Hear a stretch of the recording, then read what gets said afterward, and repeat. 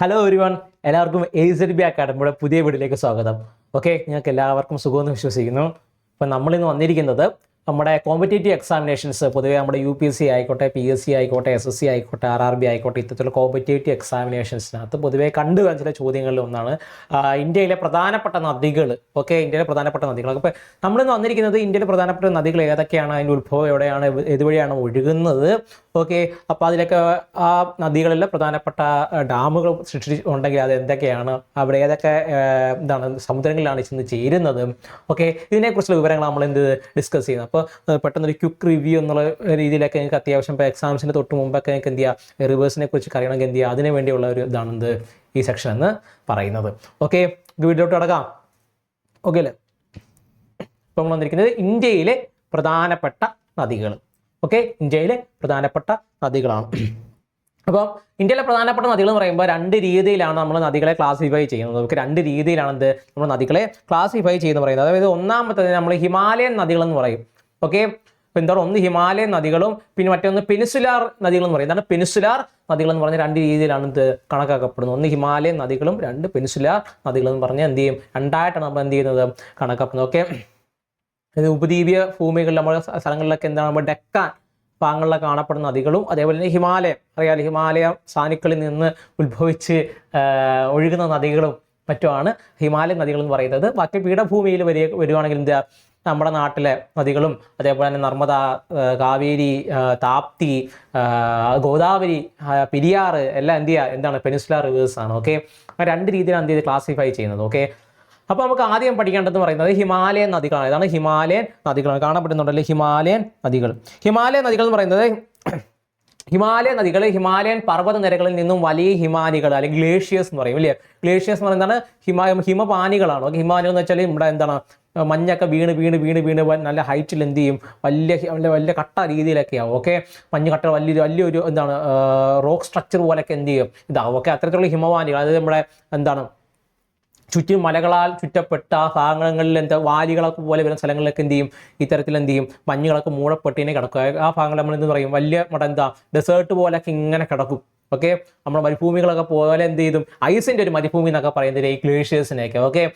Okay, അപ്പോൾ അവിടെ നിന്നൊക്കെയാണ് എന്ത് പറയുന്നത്, ഹിമാലയൻ നദികൾ എന്ത് ചെയ്യുന്നത്, ഉത്ഭവിക്കുന്നത്. ഓക്കെ, അതിനാൽ ഇവ വറ്റാത്ത നദികൾ എന്ന് എന്ത് ചെയ്യും അറിയപ്പെടും. കാരണം മഞ്ഞുകാലങ്ങൾ എന്ത് ചെയ്യും, മഞ്ഞ് എന്ത് ചെയ്യും ഉരുകി വെള്ളമോ അല്ലാത്ത സമയത്ത് എന്ത് ചെയ്യും, മൺസൂൺ പോലത്തുള്ള എന്ത് ചെയ്യും മഴ സമയങ്ങളിലൊക്കെ എന്ത് ചെയ്യും അവർക്ക് മഴ ലഭിക്കുന്നതിൽ എന്തുണ്ട്, ഒരു വർഷം മുഴുവൻ എന്ത് ചെയ്യും അവർക്ക് വെള്ളം അല്ലെങ്കിൽ ജലം എന്ത് ചെയ്യും ലഭ്യമാകുന്നതാണ്. ഓക്കെ, അതായത് ബാക്കിയുള്ള നദികളെ അപേക്ഷിച്ച് ഇവർക്ക് വേനൽക്കാലത്ത് എന്ത് ചെയ്യുക, വറ്റി വരളുന്ന ഒരു സ്വഭാവം ഇവർക്ക് എന്ത് ചെയ്യുക ഇല്ല. കാരണം എന്താ, വേനൽക്കാല സമയമാകുമ്പോൾ എന്ത് ചെയ്യും മലമുകളിലെ മഞ്ഞ് എന്ത് ചെയ്യും ഉരുകി എന്ത് ചെയ്യും വെള്ളമായിട്ട് വരും. മഞ്ഞുകാലമാകുമ്പോൾ എന്ത് ചെയ്യും, മഞ്ഞുകാലം ആ സമയങ്ങൾ അടുക്കും എന്ത് ചെയ്യും, മൺസൂൺ വന്ന് എന്ത് ചെയ്യും ഇവർക്ക് വെള്ളം നൽകുക. അപ്പോൾ എല്ലാ സമയങ്ങളിലും അവർക്ക് എന്ത് കിട്ടും, നദിയിൽ വെള്ളം ലഭ്യമാകും എന്നുള്ളതാണ് ഇവരുടെ പ്രധാനപ്പെട്ട സവിശേഷത എന്ന് പറയുന്നത്. ഓക്കെ, പൊതു സവിശേഷതകൾ നോക്കിക്കഴിഞ്ഞാൽ അതിൻ്റെ ഉത്ഭവം എന്ന് പറയുന്നത് പ്രധാനമായ ഇതാണ് ഹിമാലയനാണ്. ഓക്കെ, ഹിമാലയമാണ് അതിൻ്റെ പ്രധാനപ്പെട്ട ഉത്ഭവ സ്ഥലം എന്ന് പറയുന്നത്. അതിൻ്റെ ഒഴുക്കെന്ന് പറയുന്നത് മലയിടുക്കുകളിലൂടെ അതിവേഗവും സമതലങ്ങളിലൂടെ വളഞ്ഞും തിരിഞ്ഞും മിയാണ്ടേഴ്സ് എന്ന് പറഞ്ഞു വളഞ്ഞും തിരിഞ്ഞും എന്ത് ചെയ്യും ഒഴുകുന്നു. ഓക്കെ, അവർക്ക് എന്തെങ്കിലും ഒരു തടസ്സം നേരിട്ട് കഴിഞ്ഞാൽ എന്ത് ചെയ്യും, പിന്നെ നദി ഇതുവഴിയാണ് ഒഴുകുന്നതെങ്കിൽ തടസ്സം നേരിട്ട് കഴിഞ്ഞാൽ ഇതിനെ കറങ്ങി തിരിഞ്ഞ് എന്ത് ചെയ്യാൻ പറ്റും, നദികൾ എന്ത് ചെയ്യും ഒഴുകി പോകുന്നതായിട്ട് നിങ്ങൾക്ക് എന്ത് ചെയ്യാം കാണാൻ പറ്റും. ഓക്കെ, ഇവിടെ കാണാൻ പറ്റുന്നുണ്ടല്ലോ അല്ലേ, നദി എന്ത് ചെയ്യും വളരെ ഇങ്ങനെ വന്ന നദി എന്ത് ഇവിടെ എത്തി ഇവിടെ ചെരിഞ്ഞ് ചെയ്തിട്ടുണ്ട്, ഇതിനെ ഫോളോ ചെയ്ത് ഇതിൻ്റെ അവന് പുറവശത്തോട് ഒഴുകുന്നതായിട്ട് നിങ്ങൾക്ക് എന്ത് ചെയ്യാൻ പറ്റും കാണാൻ പറ്റും. ഓക്കെ, അല്ലെങ്കിൽ ഇതുവഴി ചിലപ്പോൾ നദികൾ ഇങ്ങനെ വന്ന് എന്ത് ചെയ്യും, ചിലപ്പോൾ ഇതുവഴി ഒഴുകുന്നത് കാണാൻ പറ്റും അല്ലേ. അങ്ങനെ ഇത്തരത്തിൽ എന്ത് ചെയ്യും അതിൽ എന്ത് ചെയ്യും വളഞ്ഞ് പുളഞ്ഞ് എന്ത് ചെയ്യും ഒഴുകുന്ന നമ്മൾ എന്ത് ചെയ്യും മിയാൻഡേഴ്സ് എന്ന് പറയുന്നത്. ഓക്കെ, തിരിഞ്ഞു ഒഴുകുന്നു. ഓക്കെ, അതേപോലെ അതിന്റെ പ്രധാനപ്പെട്ട ഒന്നെന്ന് പറയുന്നത് എക്കൽ നിക്ഷേപമാണ്. ഓക്കെ, എന്താണ് എക്കൽ നിക്ഷേപമാണ്, പ്രധാനമായിട്ട് നമ്മൾ പറയുന്നത് എക്കൽ നിക്ഷേപമാണ്. ഓക്കെ, എക്കൽ നിക്ഷേപം ഫലഭൂഷ്ഠമായിട്ട് വലിയ സമതലങ്ങളിൽ, അതായത് സിന്ധു ഗംഗ സമതലങ്ങളിൽ എന്ത് ചെയ്യും വളരെ വലിയ രീതിയിലുള്ള എക്കൽ നിക്ഷേപങ്ങളുണ്ട്. അതായത് ഈ ഗ്ലേഷ്യേഴ്സ് ഉരുകുന്ന സമയത്ത്, ഗ്ലേഷ്യേഴ്സിലെ മഞ്ഞുകൾ ഉരുകുന്ന സമയത്ത് എന്ത് ചെയ്യും ഈ മലമടക്കുകളിലുള്ള മണ്ണും അതേപോലെ തന്നെ ധാതു സമ്പത്തും എല്ലാം എന്ത് ചെയ്യും ഇതിൻ്റെ കൂടെ എന്ത് ചെയ്യും വരും. എന്നിട്ട് മഞ്ഞ് ഉരുകി വെള്ളമാകുമ്പോൾ എന്ത് ചെയ്യും വെള്ളം എന്ത് ഇതിനെല്ലാം കൊണ്ട് ഓക്കെ ഈ സമ്പുഷ്ടമായിട്ടുള്ള, അതായത് ഇത്തരം പോഷകം നിർദ്ദേശിച്ച് നമ്മുടെ എന്താണ് ഫലഭൂഷ്ടമായിട്ടുള്ള ഈ ധാതുക്കളും മറ്റുള്ളതായിട്ട് എന്ത് ചെയ്യും ഇതെന്ത് ചെയ്യും ഒഴുകി മലയെടുക്കും കാലങ്ങൾക്കുള്ളിലൂടെ എന്ത് ചെയ്യും ഇതിൻ്റെ നദികളായിട്ട് രൂപപ്പെടുകയും നദികൾ എന്ത് ചെയ്യും വലിയ നദികളായിട്ട് മാറിക്കഴിയുമ്പോൾ എന്ത് ചെയ്യും അതിൻ്റെ തീരങ്ങളിൽ എന്ത് ചെയ്യും ഇത് നിക്ഷേപിച്ച് പോകും. ഓക്കെ, ഇത്തരത്തിൽ ഫലഭൂഷ്ഠയായിട്ട് മണ്ണിനെ നമ്മൾ എന്ത് പറയും എക്കൽ മണ്ണെന്ന് അറിയപ്പെടും. എന്നാൽ എക്കൽ മണ്ണ് അല്ലെങ്കിൽ നമ്മുടെ അലൂവിയൽ സോയിൽ എന്ന് അറിയപ്പെടും. എന്നാൽ അലൂവിയൽ സോയിൽ അല്ലെങ്കിൽ എന്ത് ചെയ്യും എക്കൽ മണ്ണെന്ന് അറിയപ്പെടും. ഓക്കെ, നിങ്ങൾ ജിയോഗ്രഫി പഠിക്കണമെങ്കിൽ അറിയാൻ പറ്റും മണ്ണുകൾ പലതരത്തിലുണ്ട്. ഓക്കെ, കൃഷിക്ക് ഏറ്റവും അനുയോജ്യമായ മണ്ണെന്ന് പറയുന്നത് ഏതാണ് എക്കൽ മണ്ണാണ്. ഓക്കെ ഇതൊരു നദീതടങ്ങൾ എന്ന് വെച്ചാൽ വളരെ വലിയ നദീതടങ്ങളാണ്. നമ്മൾ ഇവിടുത്തെ ഒന്നും നദികളെ വെച്ച് കമ്പയർ ചെയ്യരുത്. ഓക്കെ, നോർത്ത് ഇന്ത്യയിലൊക്കെ നിങ്ങൾ സഞ്ചരിച്ചിട്ടുള്ളവരാണെങ്കിൽ ഞങ്ങൾക്ക് അറിയാമായിരിക്കും അല്ലേ. ഒരു നദി എന്നൊക്കെ പറഞ്ഞാൽ 1.5 നദിയാണ് അല്ലേ. നമ്മുടെ ഇവിടുത്തെ കൂട്ട് കല്ലടയാറോ അല്ലെങ്കിൽ പെരിയാറോ അല്ലെങ്കിൽ എന്താ ചാലക്കുടി പുഴയൊക്കെ കടക്കുന്ന പോലെ പെട്ടെന്ന് ഒരു പാലത്തൂടെ കടക്കാൻ പറ്റത്തില്ല. അത്യാവശ്യം നല്ല ദൂരം നല്ല വിട്ടും ഉള്ള ഒരു നദികളായിരിക്കും അവിടുത്തെ എന്ന് പറയുന്നത്. ഓക്കെ, അതേപോലെ തന്നെ വെള്ളപ്പൊക്കം മൺസൂൺ കാലത്ത് എന്ത് ചെയ്യും വെള്ളപ്പൊക്കത്തിന് സാധ്യത കൂടുതലുള്ള സംവിധാനമാണെന്ന് പറയുന്നത് ഈ ഹിമാലയൻ നദികളെന്ന് പറയുന്നത്. ഓക്കെ, അപ്പം പ്രധാന ഹിമാലയ നദീവ്യൂഹങ്ങൾ എന്തൊക്കെയാണെന്ന് നോക്കിക്കഴിഞ്ഞാലും കാണാൻ പറ്റുന്നുണ്ടല്ലോ. ഒന്ന് പറയാം നമ്മുടെ എന്താണ്, ഒന്ന് സിന്ധുവാണ്. ഓക്കെ, ഒന്ന് എന്താണ് സിന്ധുവാണ്. രണ്ടെന്ന് പറയുന്നത് ഏതാണ്, രണ്ടെന്ന് പറയുന്നത് ഈ ഒഴുകി എത്തുന്നുണ്ടോ, ഈ ഒഴുകി എത്തുന്ന നമ്മൾ എന്ന് പറയും ഇത് സിന്ധുവാണ്. ഓക്കെ, ഇത് സിന്ധുവാണ്. ഇത് സിന്ധു അല്ലെങ്കിൽ നമ്മൾ എന്താ പറയുക ഇൻഡസ് എന്ന് വിളിക്കും. ഓക്കെ, നമ്മൾ പണ്ട് ഹിസ്റ്ററിയൊക്കെ പഠിക്കുകയാണെങ്കിൽ നമ്മുടെ ഇൻഡസ് വാലി സിവിലൈസേഷൻ അല്ലെങ്കിൽ സിന്ധു നദിയുടെ സംസ്കാരം നമ്മൾ പഠിച്ചിട്ടില്ലേ. അതൊക്കെ ഏതാണ് ഈ സ്ഥലത്താണ് എന്ത് ചെയ്തത് രൂപം കൊണ്ട് വന്നിരിക്കുന്നത്. ഓക്കെ, അതുകൊണ്ട് ഈ ഒഴുകി പോകുന്നത് എന്തെന്ന് പറയുന്നത് ഇതാണ് ഗംഗ. ഓക്കെ, അതേപോലെ തന്നെ ഈ കാണപ്പെടുന്നത് ഈ ഭാഗങ്ങളിലായിട്ട് തന്നെ കാണപ്പെട്ടാണ്ട് ഈ വരുന്നതാണെന്ന് പറയുന്നത് ഇതാണ് ബ്രഹ്മപുത്ര എന്ന് പറയുന്നത്. ഓക്കെ, ആണ് ബ്രഹ്മപുത്ര. ഇതാണ് ഗംഗ. ഓക്കെ, ഗംഗയും ബ്രഹ്മപുത്രയും സിന്ധുവും കൂടെ ചേരുന്ന ഒരു നദീവ്യൂഹത്തെയാണ് നമ്മൾ ഹിമാലയൻ നദികളിൽ നിന്ന് പ്രധാനമായി എന്ത് ചെയ്യുന്നത് പറയുന്നത്. ഓക്കെ, ഹിമാലയൻ നദികളെന്ന് പറയുന്നത്. ഓക്കെ, ഇപ്പൊ നിങ്ങൾ വിചാരിക്കുക എന്ത് ചെയ്യും ഇത് മാത്രമാണ് ഹിമാലയൻ നദികൾ എന്ന് ചോദിച്ചു കഴിഞ്ഞാൽ പ്രധാനമായിട്ട് ഒഴുകുന്ന ഹിമാലയൻ നദികൾ ഇതാണ്. ബാക്കിയുള്ള പോഷക നദികളാണ്. ഓക്കെ, എന്താണ് ഇതിൻ്റെയൊക്കെ പോഷക നദികളാണ്. ഓക്കെ, ഹിമാലയത്തിൽ നിന്ന് ഉത്ഭവിച്ച് വലിയ നദികളായിട്ട് മാറുന്നത് പ്രധാനപ്പെട്ട 3 നദികളാണ് എന്തെന്ന് പറയുന്നത് സിന്ധു, ഗംഗ, ബ്രഹ്മപുത്ര എന്ന് പറയുന്നത്. ബാക്കിയുള്ള നദികൾ ഉത്ഭവിക്കുന്നുണ്ട്. അവയെല്ലാം പിന്നെ എന്ത് ചെയ്യും പിന്നെ ഈ തരത്തിലുള്ള പ്രധാനപ്പെട്ട നദികളിൽ എന്ത് ചെയ്യും കമ്പെയിൻ ചെയ്യും. ഓക്കെ, എന്താണ് കൂടിച്ചേർന്നിട്ട് എന്ത് ചെയ്യും ഒറ്റ ഒരു നദിയായിട്ട് എന്ത് ചെയ്യും ഒഴുകും. ഓക്കെ, നമ്മൾ അതിനെ വിളിക്കുന്ന പേരെന്താണ്, അതിനെ വിളിക്കുന്ന പേര് പോഷക നദികൾ അല്ലെങ്കിൽ ട്രിബ്യൂട്ടറീസ് ആണ്. അതാണ് പോഷക നദികൾ അല്ലെങ്കിൽ ട്രിബ്യൂട്ടറീസ്. നിങ്ങൾക്ക് കാണാൻ പറ്റുന്നുണ്ടെങ്കിൽ ഒരുപാട് പോഷക നദികളൊക്കെ ഇവിടെ ആയിട്ടൊക്കെ ഒഴുകുന്ന നിങ്ങൾക്ക് എന്ത് ചെയ്യാൻ പറ്റും കാണാൻ പറ്റും. ഓക്കെ, ആദ്യത്തേന്ന് പറഞ്ഞാൽ സിന്ധു നദീ വ്യൂഹം അല്ലെങ്കിൽ ഇൻഡസ് റിവർ സിസ്റ്റം എന്ന് നോക്കിക്കഴിഞ്ഞാൽ ഉത്ഭവം എന്ന് പറയുന്നതാണ് ടിബറ്റിലെ കൈലാസ് പർവ്വതനിരകളാണ്. ഓക്കെ, ടിബറ്റിലേതാണ് കൈലാസ് പർവ്വതനിരകൾ ഇവിടെ കാണാൻ പറ്റും അല്ലേ. ടിബറ്റിലെ കൈലാസ് പർവ്വതനിരകളാണ് ഈ സ്ഥലമാണ്. ഓക്കെ, ടിബറ്റ് ഈ ഭാഗം കാണണമല്ലോ, ഈ ഭാഗമാണ് ഈ ടിബറ്റാണ്.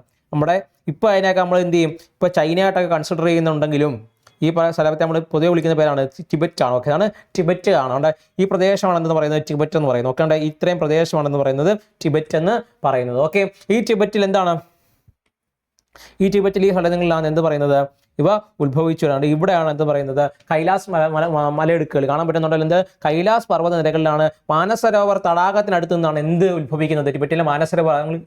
10ാം ക്ലാസ്സിലും മറ്റും പഠിച്ചിട്ടായിരിക്കും Manasarovar lake in Tibet. Okay, Kailash പർവ്വതനിരകളിൽ മാനസരോവർ ലേക്ക് ഇൻ ടിബറ്റ് എന്നൊക്കെ പറഞ്ഞ് പഠിച്ചിട്ടുണ്ട്. അവിടെ നിന്നാണ് എന്ത് ഉത്ഭവിക്കുന്നത് സിന്ധു നദി ഉത്ഭവിക്കുന്നതെന്ന് പറയുന്നത്. ഓക്കെ, അതിന്റെ ഒഴുക്ക് ഏകദേശം എന്ന് പറയുന്നത് ഏകദേശം 2900 കിലോമീറ്ററോളം എന്ത് ചെയ്ത് ദൂരത്ത് എന്ത് ചെയ്ത് ഒഴുകുന്നുണ്ട്. അതേപോലെ ഇന്ത്യയിൽ എത്രത്തോളം ഒഴുകുന്നുണ്ട് 709 കിലോമീറ്റർ. ബാക്കി ടിബറ്റിലെ കുറച്ച് ഭാഗങ്ങളിൽ ബാക്കി മുഴുവൻ എന്ത് പാകിസ്ഥാനിലൂടെയാണ് എന്ത് ഒഴുകുന്നത്. പ്രധാനമായി ഉത്ഭവിക്കുന്ന ടിബറ്റിലാണെങ്കിലും ചെറിയ രീതിയിൽ മാത്രമേ എന്തുള്ളൂ നമ്മുടെ ഇന്ത്യയിലേക്ക് ഇവർക്ക് എന്ത് ചെയ്യുന്നുള്ളൂ സിന്ധു ഒഴുകുന്നുള്ളൂ. ബാക്കി ഇവർക്ക് മുഴുവൻ ഗുണം ആർക്കാണ് പോകുന്നത് മുഴുവൻ ഗുണം പോകുന്ന ആർക്കാണ് പാകിസ്ഥാനാണ്.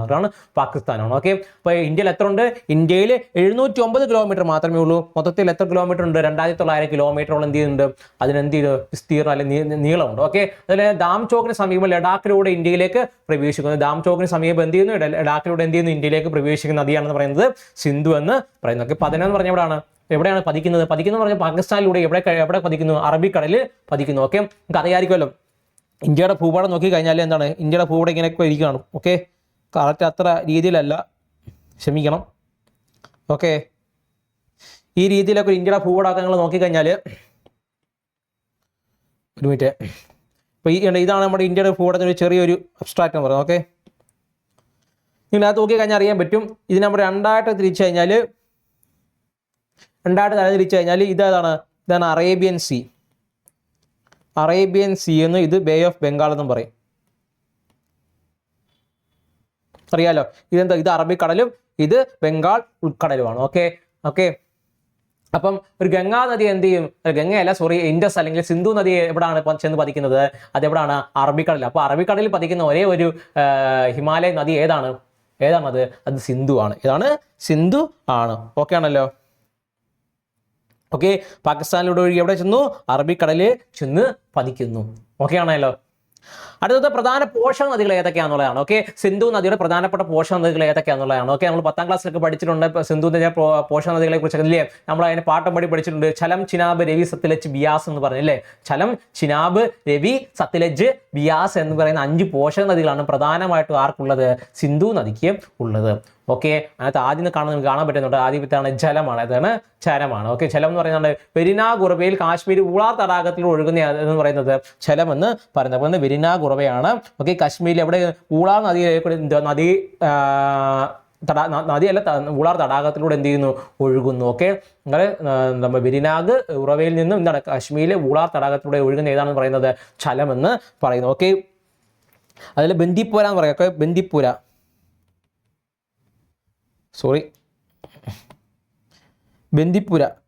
ഡിസ്ട്രിക്ട് നേരിട്ടുണ്ടോ?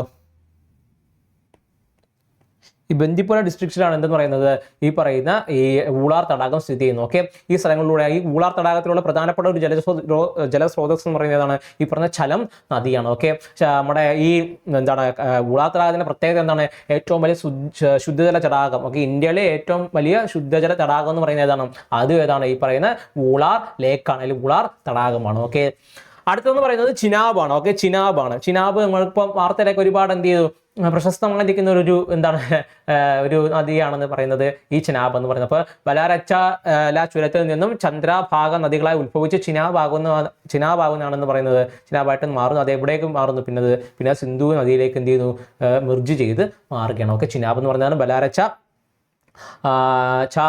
ചുരത്തിൽ നിന്നും എന്താണ് ചന്ദ്രഭാഗ നദികളെ ഉത്ഭവിച്ച് ചിനാബായിട്ട് മാറുകയാണ്. ഓക്കെ, സിന്ധുവിന്റെ ഏറ്റവും വലിയ പോഷക നദി എന്ന് പറയപ്പെടുന്നത് ഏതാണ്, ഈ പറയുന്ന ചിനാബാണ്. ഓക്കെ, സിന്ധുവിന്റെ ഏറ്റവും വലിയ പോഷക നദി ഏതാണ്, ചിനാബാണ്. ഓക്കെ, സിന്ധുവിന്റെ ഏറ്റവും വലിയ പോഷക നദി ഏതാണ്, ചിനാബാണ്. ചിനാബ് ഏതൊക്കെ നദികളാണ് ചിനാബായിട്ട് മാറുന്നത്, ചന്ദ്രഭാഗ എന്നീ പറയുന്ന നദികളാണെന്ന് പറയുന്നത് ചിനാബായിട്ട് മാറുന്നത്.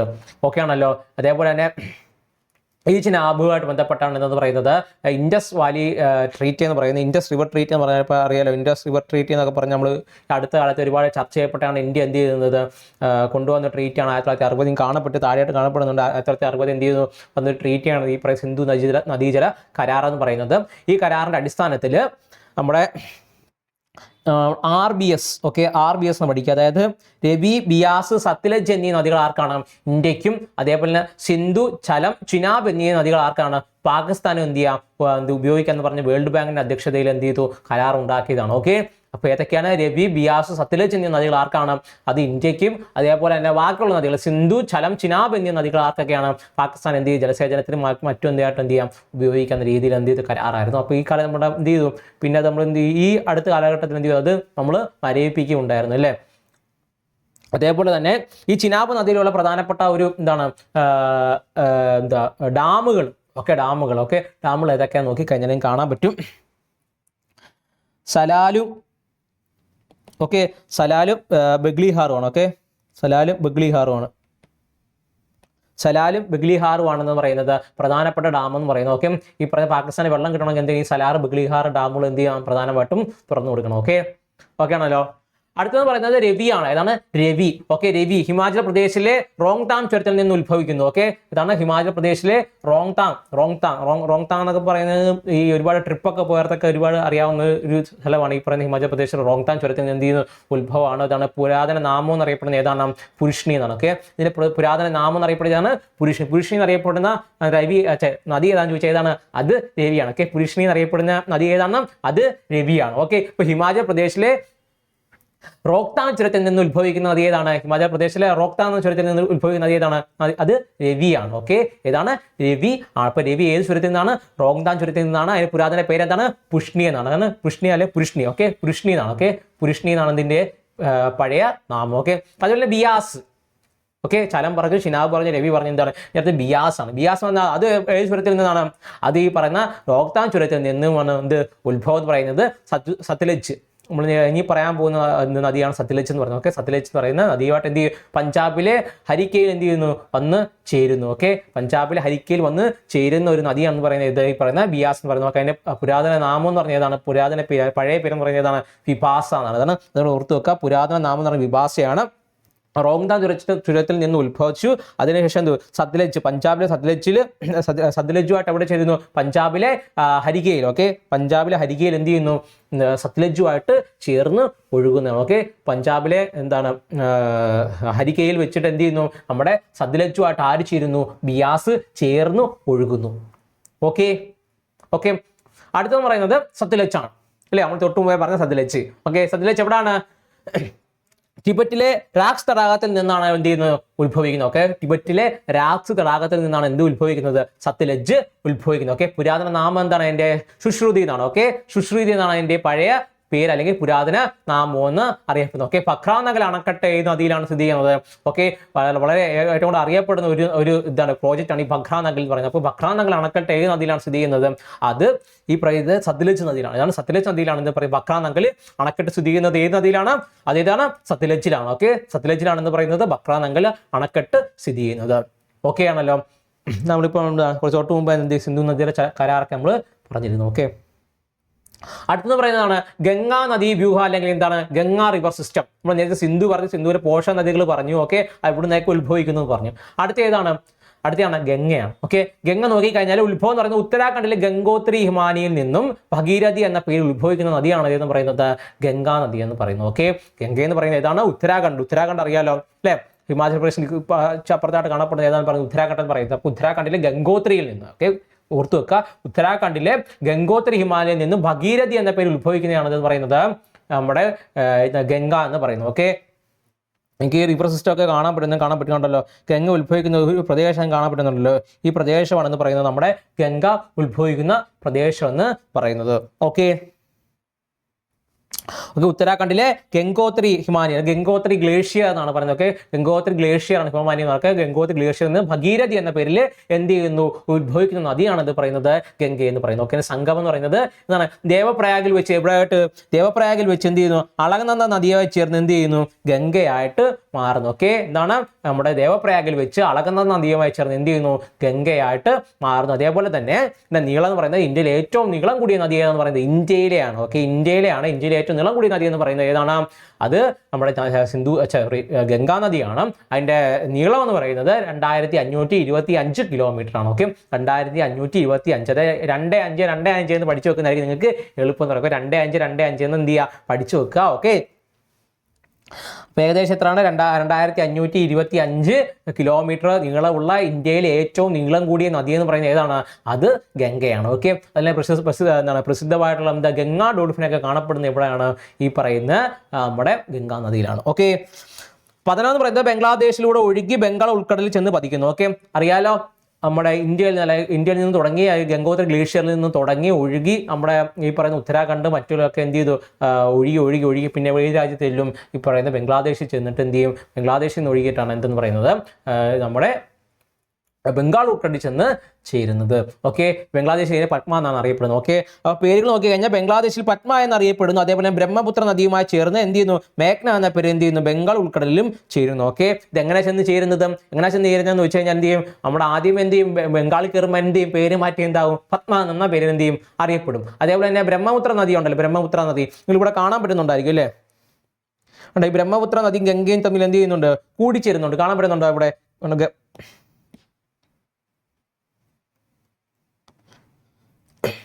ഇവിടെ കാണാൻ പറ്റുന്നുണ്ടായിരിക്കും ആണല്ലോ. ബ്രഹ്മപുത്രയും എന്ത് ചെയ്യുന്നു? ഗംഗയും കൂടെ എന്ത് കൂടിച്ചേരുന്ന സംഗമ സ്ഥലം നിങ്ങൾക്ക് എന്ത് ചെയ്യാൻ പറ്റും? ഇവിടെ കാണാൻ പറ്റുന്നുണ്ട് അല്ലേ?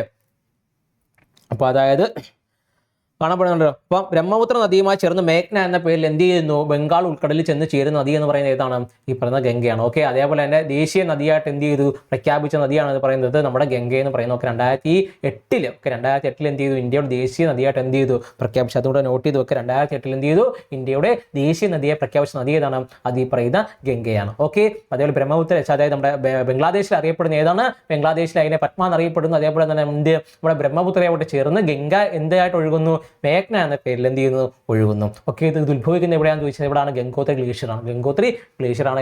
പിന്നെ ആ സമയത്ത് ഒഴുകുന്നതിന് പേരെന്ത് അറിയപ്പെടും, ആ സമയത്ത് ഒഴുകുന്നതിന്, അതായത് ഗംഗോത്രി ഗ്ലേഷ്യർ ഒഴുകി എത്തുന്ന നമ്മൾ ഭഗീരഥി എന്നും, പിന്നെ ദേവപ്രയാഗിൽ വെച്ച് അളകനന്ദ നദിയുമായിട്ട് കൂടിച്ചേർന്ന് എന്ത് ചെയ്യും, അത് ഗംഗയായിട്ട് ഒഴുകുകയാണ്. ഓക്കെ, അതിൻ്റെ കൂടെ തന്നെ പഠിച്ചു വെക്കേണ്ടതാണ്. ഇപ്പോൾ നിങ്ങൾ SSC എക്സാംസ് ഒക്കെ എഴുതുകയാണ്, SSC കൂടുതലായിട്ട് PSC അല്ലെങ്കിൽ UPSC എക്സാംസ് ഒക്കെ എഴുതുന്നവരാണെങ്കിൽ എന്ത് ചെയ്യാം, ഓർത്ത് വെക്കേണ്ട ചില പ്രയാഗുകളുണ്ട്. ആ പ്രയാഗുകൾ ഏതൊക്കെയാണെന്ന് വെച്ച് കഴിഞ്ഞാൽ, ഒന്ന് ദേവപ്രയാഗ്, അതുപോലെ വിഷ്ണു പ്രയാഗ്, അതേപോലെ തന്നെ നന്ദപ്രയാഗ്, അതുപോലെ കർണപ്രയാഗ്, അതുപോലെ രുദ്രപ്രയാഗ്.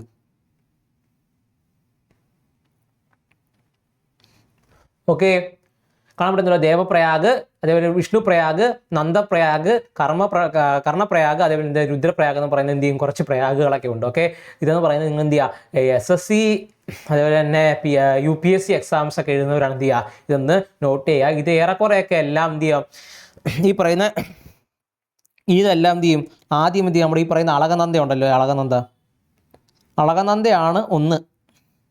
അടുത്തത് ഓരോ നദികളുമായിട്ട് ചേർന്ന് സംഗമ സ്ഥലത്ത് വെച്ചാണ് ഈ പറയുന്ന പ്രയാഗുകൾ എന്നൊക്കെ പറഞ്ഞ രീതിയിൽ എന്ത് ചെയ്യുക, അറിയപ്പെടുന്നു. ഓക്കെ, അപ്പോൾ ആദ്യത്തെ നോക്കി കഴിഞ്ഞാൽ എന്താണ്, അളകനന്ദയും എന്താണ് ഭഗീരഥിയുമായിട്ട് ചേരുന്നു. ഓക്കെ, നമ്മൾ ആദ്യം കൂടി ചേരുന്ന സ്ഥലമാണെന്ന് പറയുന്നത് ദേവപ്രയാഗ്. ഓക്കെ, നമ്മൾ ആദ്യം പറഞ്ഞ ദേവപ്രയാഗ് വെച്ച് എന്ത് ചെയ്യുന്നു, ആദ്യമേ ഇവരെന്ത് ചെയ്യും, അളകനന്ദയും ഈ പറഞ്ഞ ഭഗീരഥിയുമായിട്ട് എന്ത് ചെയ്യുന്നു, ഒത്ത് ചേർന്ന്. അടുത്ത വിഷ്ണു പ്രയാഗ് വെച്ച് എന്ത് ചെയ്യുന്നു, ധൗളി ഗംഗ എന്ന് പറയും, ധൗളി ഗംഗ. ഓക്കെ,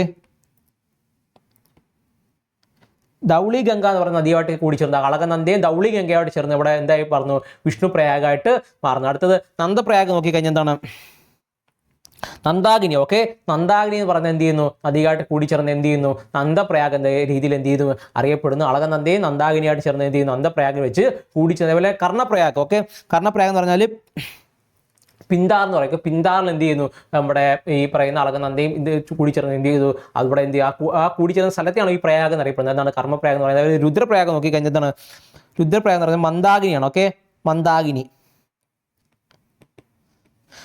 എന്ന് പറഞ്ഞ നദിയായിട്ട് എന്ത് ചെയ്യുന്നു, മന്ദാകിനി നദിയായിട്ട് കൂടിച്ചേർന്ന് എന്ത് ചെയ്യുന്നു, കാണപ്പെടുന്നുണ്ടല്ലോ. മന്ദാകിനി നദിയായിട്ട് കൂടിച്ചേർന്ന് കൂടിച്ചേർന്ന് അളകനന്ദയായിട്ട് കൂടിച്ചേർന്ന് എന്ത് ചെയ്യുന്നു, കൂടിച്ചേർന്ന സ്ഥലം ഏതാണ്, അത് രുദ്രപ്രയാഗാണ്. ഓക്കെ, ഈ പറയുന്ന പ്രയാഗുകളൊക്കെ എന്ത് ചെയ്യുക, നിങ്ങൾ എന്ത് ചെയ്യുക, നോട്ട് ചെയ്ത് വെക്കുക. ഓക്കെ, ഈ പറയുന്ന പ്രയാഗുകളൊക്കെ എന്ത് ചെയ്യുക, നോട്ട് ചെയ്ത് വെക്കുക. ഓക്കെ, ഈ പറയുന്ന ദേവപ്രയാഗ്, വിഷ്ണു പ്രയാഗ്, നന്ദപ്രയാഗ്, കർണപ്രയാഗ്, രുദ്രപ്രയാഗ് പറയുന്ന പ്രയാഗുകളൊക്കെ എന്ത് ചെയ്യുക, നോട്ട് ചെയ്ത് വെക്കുക. പ്രധാനമായിട്ട് SSC PSC UPSC ചോദ്യങ്ങളിലൊക്കെയാണ് എന്ത് പ്രധാനമായിട്ട് കണ്ടുവരുന്നത്. ഓക്കെ, ഈ പറയുന്ന എല്ലാം ഓർത്ത് വെക്കുക. ആദ്യം തുടങ്ങുന്നത് എന്താണ്, അളകനന്ദയാണ്. പിന്നെ എന്ത് ചെയ്യും, നദികളുടെ പേര് ഇങ്ങനെ മാറിക്കൊണ്ടിരിക്കും. ഓക്കെ, ആദ്യം കൂടിച്ചേരുന്നത് എവിടെയാണ്, അളകനന്ദയും അതേപോലെ തന്നെ എന്താണ് ഭഗീരഥി നദിയുമായിട്ടാണ് എന്ത് ചെയ്യുന്നത്, കൂടിച്ചേരുന്നത്. ഓക്കെ, അടുത്തത് പ്രധാന പോഷക നദികളാണ്. ഓക്കെ, പ്രധാന പോഷക നദികളാണ്. ഓക്കെ, ഇടതുകര വലതുകര എന്ന രീതിയിൽ എന്ത് രണ്ടായിട്ട് തിരിച്ചു കഴിഞ്ഞാലും ആദ്യമായിട്ട് ഇടതുകര നോക്കിക്കഴിഞ്ഞാൽ എന്ത് ചെയ്യും, യമുനയാണ്. ഇതാണ് യമുനയാണ് അല്ലേ, നമ്മുടെ ഏറ്റവും കൂടുതൽ അറിയപ്പെടുന്ന എന്താ, നമ്മുടെ ലോകാത്ഭുതങ്ങളിൽ അറിയപ്പെടുന്ന നമ്മുടെ താജ്മഹലിലൂടെ അടുത്തൂടെ ഒഴുകുന്ന നദി ഏതാണ്, അത് നമ്മുടെ യമുനയാണ്. ഓക്കെ, അതേപോലെ യമുന ഏറ്റവും പ്രധാനപ്പെട്ടതോ നീളം കൂടിയതുമായിട്ട് പോഷക നദിയാണ് സിന്ധുവിൻ്റെ ഏതെന്ന് പറയുന്നത്, നമ്മുടെ സിന്ധുവിൻ്റെ ഗംഗയുടെ എന്ന് പറയുന്നത് ഏതാണ്, അത് നമ്മുടെ യമുനയാണ്. ഓക്കെ, അതേപോലെ തന്നെ രാഗഗംഗ, ഗോമതി, അതായത് സമുദ്രത്തിൽ നിന്ന് ഉത്ഭവിക്കുന്ന ഏക പോഷക നദി ഏതാണ്, ഗോമതിയാണ്. ഓക്കെ, അപ്പോൾ ഏറ്റവും നീളം കൂടിയ പോഷക നദി എന്ന് പറയുന്നത് ഏതാണ്, യമുനയാണ്. അതേപോലെ തന്നെ സമുദ്രത്തിൽ നിന്ന് ഉത്ഭവിക്കുന്ന ഏക പോഷക നദി ഏതാണ്, അത് ഗോമതിയാണ്. ഓക്കെ, അതേപോലെ തന്നെ എന്താ ഖാഖ്ര, ഗന്ധക്, കോസി. ഓക്കെ, കാഖറ, ഗന്ധക്, കോസി എന്നീ പറയുന്ന പോഷക നദികൾ 6 പോഷക നദികളാണ്. നമ്മുടെ സിന്ധുവിന് പോഷക നദികളാണ്. ഏത്? ലെഫ്റ്റ് ബാങ്ക് അല്ലെങ്കിൽ ഇന്ത്യ ഇടതുകരയിൽ നിന്നും ഉത്ഭവിക്കുന്ന എന്ത് പോഷക നദികളാണ്. ഓക്കെ, ഉത്ഭവിക്കുന്ന വെച്ചാൽ വന്നു ചേരുന്ന പോഷക നദികളാണ്. ഓക്കെ, അതുപോലെ കോസിയുടെ പ്രത്യേകത എന്ന് വെച്ചാൽ കോസി നിങ്ങൾ എന്ത് ചെയ്യുക, നോട്ട് ചെയ്ത് വെക്കുക. കോസി എന്ന് പറഞ്ഞാൽ ബീഹാറിന് ദുഃഖം എന്നറിയപ്പെടുന്ന നദി ഏതാണ്? അത് കോസിയാണ്. ഓക്കെ, ബീഹാറിന് ദുഃഖം എന്നറിയപ്പെടുന്നത് ഏതാണ്? കോസി നദിയാണ്. ഓക്കെ, ബീഹാറിന് ദുഃഖം എന്നറിയപ്പെടുന്നതാണ് കോസി നദിയാണ്. ഓക്കെ, വലതുകരയെ കുറിച്ച് നോക്കുകയാണെങ്കിൽ വലതുകര നോക്കുകയാണ് എന്താണ്? സോണും ദാമോദറും. ഏതാണ്? സോണും ദാമോദറും. ഓക്കെ, സോണും ദാമോദറുമാണ് എന്ത് വലതുകരയിൽ നിന്ന് വന്നു ചേരുന്ന പോഷക നദികൾ എന്ന് പറയുന്നത് സോണും ദാമോദറുമാണ്. ഓക്കെ, ദാമോദരനെ അറിയപ്പെടുന്നതാണ് ബംഗാളിന്റെ ദുഃഖം എന്നാണ്. ഇത് ബംഗാളിന്റെ ദുഃഖം എന്നറിയപ്പെടുന്നത് ഏതാണ്? ദാമോദറാണ്. ഓക്കെ, ബംഗാളിന്റെ ദുഃഖം എന്നറിയപ്പെടുന്നത് ഏതാണ്? ദാമോദറാണ്. ഓക്കെ, ഇനി പ്രധാനമായിട്ടും നിങ്ങൾ നോട്ട് ചെയ്ത് വെക്കേണ്ടതെന്ന് പറയുന്നത് ഇത് ഒഴുകി പോകുന്ന പ്രധാനപ്പെട്ട നഗരങ്ങൾ ഏതെല്ലാം എന്നുള്ളതാണ്. ഓക്കെ, UPSC എക്സാംസ് അല്ലെങ്കിൽ SSC എക്സാംസിൽ എഴുതുന്നവരാണ് പ്രധാനമായിട്ട് നോട്ട് ചെയ്ത് വെക്കേണ്ട ഒന്നാണ്. ചോദിച്ചിട്ടുള്ള ഒരുപാട് ചോദ്യങ്ങളിൽ ഒന്നാണ് ഈ പറയുന്നത്. എന്താ പറയുന്നത്? ഈ പറയുന്ന ഒഴുകി എത്തുന്ന നഗരങ്ങൾ ഏതെല്ലാമാണെന്നുള്ളത്. ഓക്കെ, ഒഴുകിയെത്തുക അല്ലെങ്കിൽ ഈ പറയുന്ന പ്രധാനപ്പെട്ട നദികൾ അല്ലെങ്കിൽ പറയുന്ന ഈ പോഷക നദികളായിക്കോട്ടെ അല്ലെങ്കിൽ ഗംഗയായിട്ട് ഒഴുകുന്ന നദി ആയിക്കോട്ടെ. ഓക്കെ, എന്താ അത് ഒഴുകി പോകുന്ന പ്രധാനപ്പെട്ട നഗരങ്ങൾ ഏതാണെന്നുള്ളത് എന്ത് ചെയ്യാൻ നോട്ട് ചെയ്ത് വെക്കുക. ഒന്നെന്ന് പറയുന്നത് ഹരിദ്വാറാണ്. ഓക്കെ, ഒന്നെന്ന് പറയുന്നത് ഹരിദ്വാറാണ്. അതേപോലെ തന്നെ കാൺപൂര്, അലഹാബാദ്. ഓക്കെ, അലഹാബാദിന്റെ പുതിയ പേരാണ് ഈ പറയുന്ന പ്രയാഗ്രാജ് എന്ന് പറയുന്നത്. ഓക്കെ, അലഹാബാദിന്റെ പുതിയ പേരാണ് പ്രയാഗ്രാജ് എന്ന് പറയുന്നത്. ഓക്കെ, അതേപോലെ തന്നെ വാരണാസി, പട്ന, കൊൽക്കത്ത.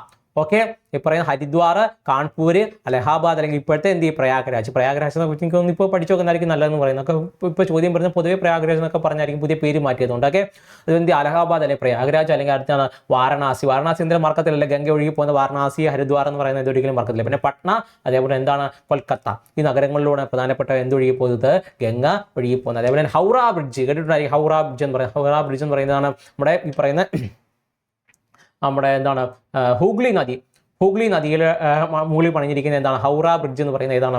ഈ പറയുന്ന ഹൂഗ്ലി നദിയിൽ ചെന്നിരുന്ന ഏതാണ്? നമ്മുടെ ഗംഗയാണ്. ഓക്കെ ആണല്ലോ. അടുത്തത് പ്രധാനപ്പെട്ട അണക്കെട്ടുകൾ ഏതെല്ലാമാണെന്നുള്ളതാണ്. പ്രധാനപ്പെട്ട അണക്കെട്ട് നോക്കുകയാണെങ്കിൽ തെഹ്രി അണക്കെട്ട്. ഓക്കെ, തെഹ്രി അണക്കെട്ട്, തെഹ്രി ഡാം എന്ന് പറയുന്നത് തെഹ്രി അണക്കെട്ട് ഭഗീരഥി നദിയിലാണ്. ഓക്കെ, ഇപ്പോൾ ഭഗീരഥി നദിയാണ് എന്ത് പണിഞ്ഞിരിക്കുന്നത്? തെഹ്രി ഡാം എന്ന് പറയുന്നു. ഓക്കെ, അതുകൊണ്ട് ഏറ്റവും വലിയ ഹയസ്റ്റ് ഡാം എന്നറിയപ്പെടുന്നത് അല്ലെങ്കിൽ ഏറ്റവും ഹയസ്റ്റ് ഡാം എന്നറിയപ്പെടുന്നത് ഏതാണ്?